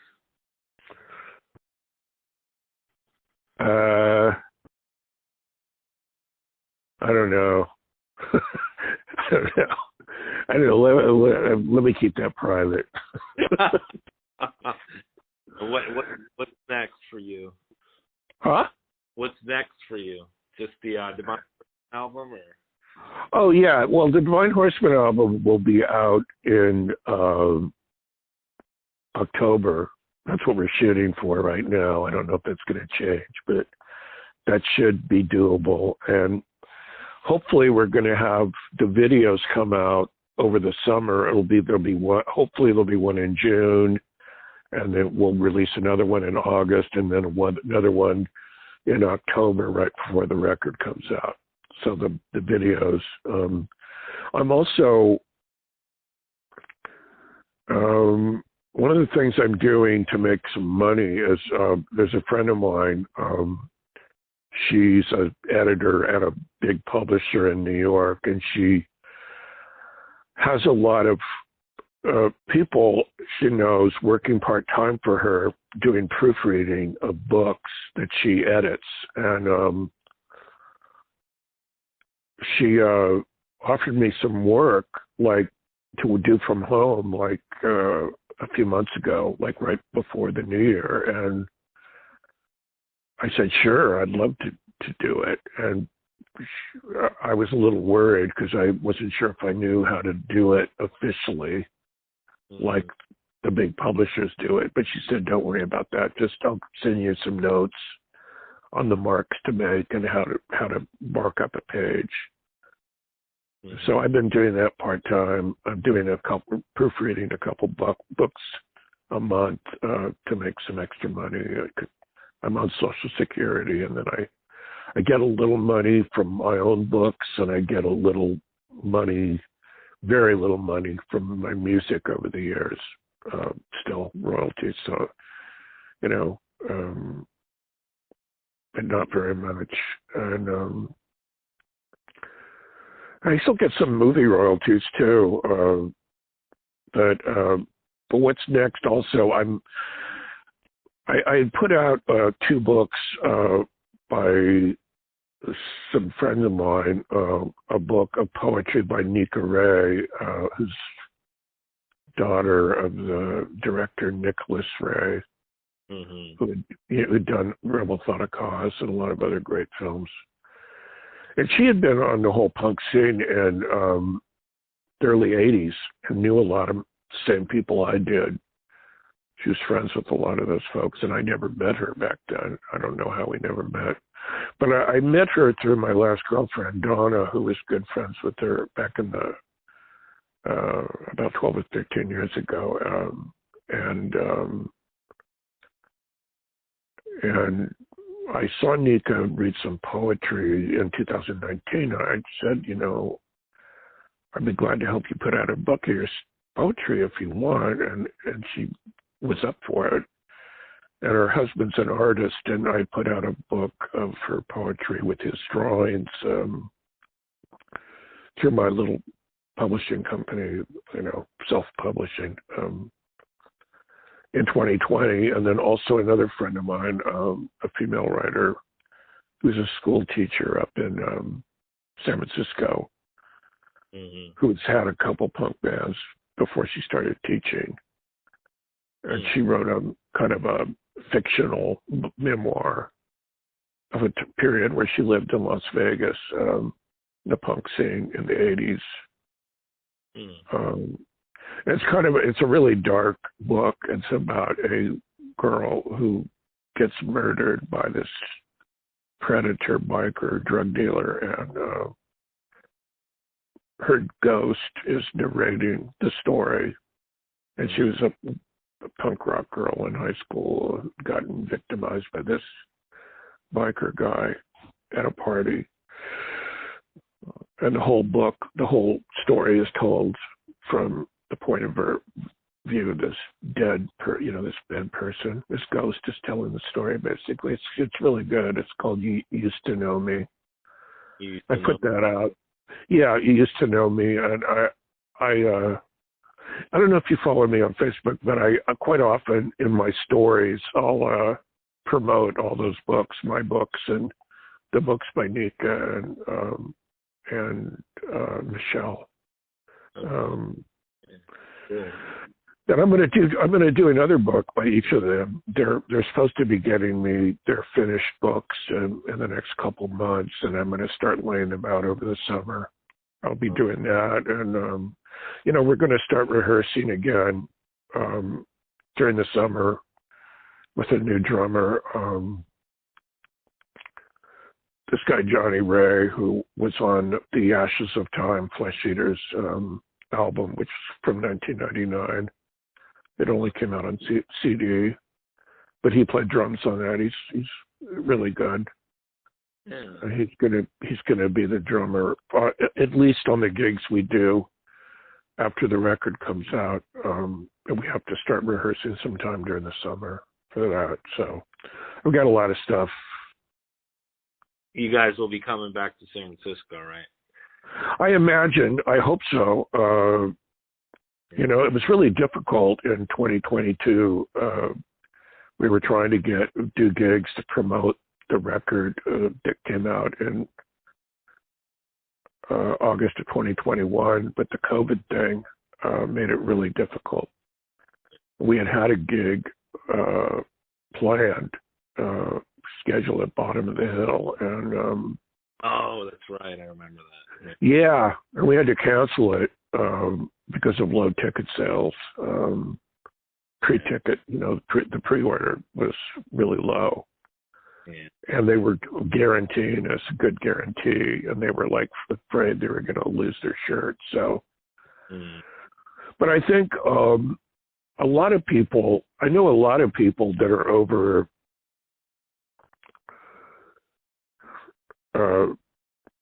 40, 50 years old. A lot of the people that would come to see us are,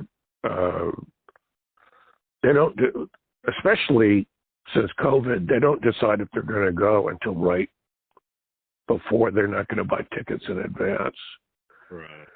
And also, sometimes if you buy tickets in advance, there's a fee for buying tickets in advance.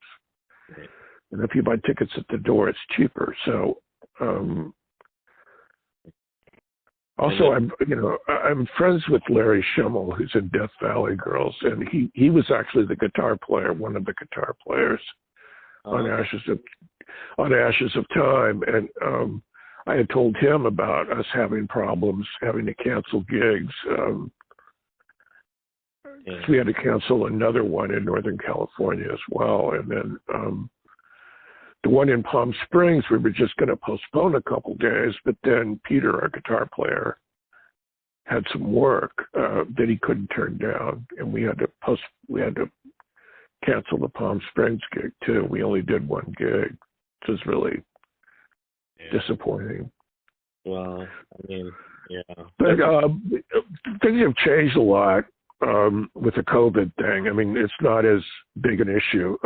I mean, it's still, we're going to be safe, but we probably won't allow people backstage, but we're still going to go out there and try and do some gigs after the record comes out. I'm sure we're going to play some gigs in California. I'm sure we'll play San Francisco, and hopefully we'll play most of the West Coast type places, and maybe some places, you know, the Southwest, maybe in Texas, because there's some recognition in Texas. Yeah. Well, Julie's got a following in Nashville too, because she lived there for about 8 or 9 years with her husband. She and her husband just moved to New Mexico a couple of years ago. They were living in Nashville for about 10 years. She did a lot of gigs in Nashville solo, and there's a lot of people who know who Divine Horseman is in that area, Nashville and Athens, Georgia, that scene. So we'll see. Yeah, hopefully you guys, come out here and, are you still getting Lethal Weapon royalty checks for money? A little bit. Wow. I get a 100 or a couple $100 a year, and I still get money from No Way Out. Oh, cool. I'll get anywhere from 100 to 200 or 300 a year from that. And yeah. At least you got touring. Huh? At least you got that if you're not touring, right? It's like a drop in the bucket at this point, but yeah. I'm on Social Security, I'm on Medicare because I'm over 65. So. Well, God, it's awesome. You're still doing it. I commend you. Yeah, I'm always looking for ways to make I also occasionally write DVD liner, Blu-ray liner notes for people will ask me to do that. Oh, wow. And very rare occasion, I'll do a commentary, although I don't like to do movie commentaries. They're really a lot of work. Because you basically have to write a whole script. You can't just do it some people do it on the fly and improvise while you're watching the movie, but it's really, I've done that before. It's really difficult. I really need to write out a script before I do it. So I hardly ever do the commentaries. I'm not asked that often anymore, but Yeah. I can still get it. I still, do a few Blu-ray liner notes a year for various things. So. Yeah, that's cool. Cool. Very involved. Well, do you have any last words? Just for people to keep an eye out for the Divine Horseman album, the new one that'll be out on In the Red in October. So. Cool. Well, thank you for doing this interview. You're an inspiration, and thanks for everything you've done for music and the punk scene and everything. Well, thanks, Pete. I appreciate you showing interest and wanting to do it. I appreciate it. You're welcome. Thanks a lot. Take care. All right, Pete. Yep, you too. Bye.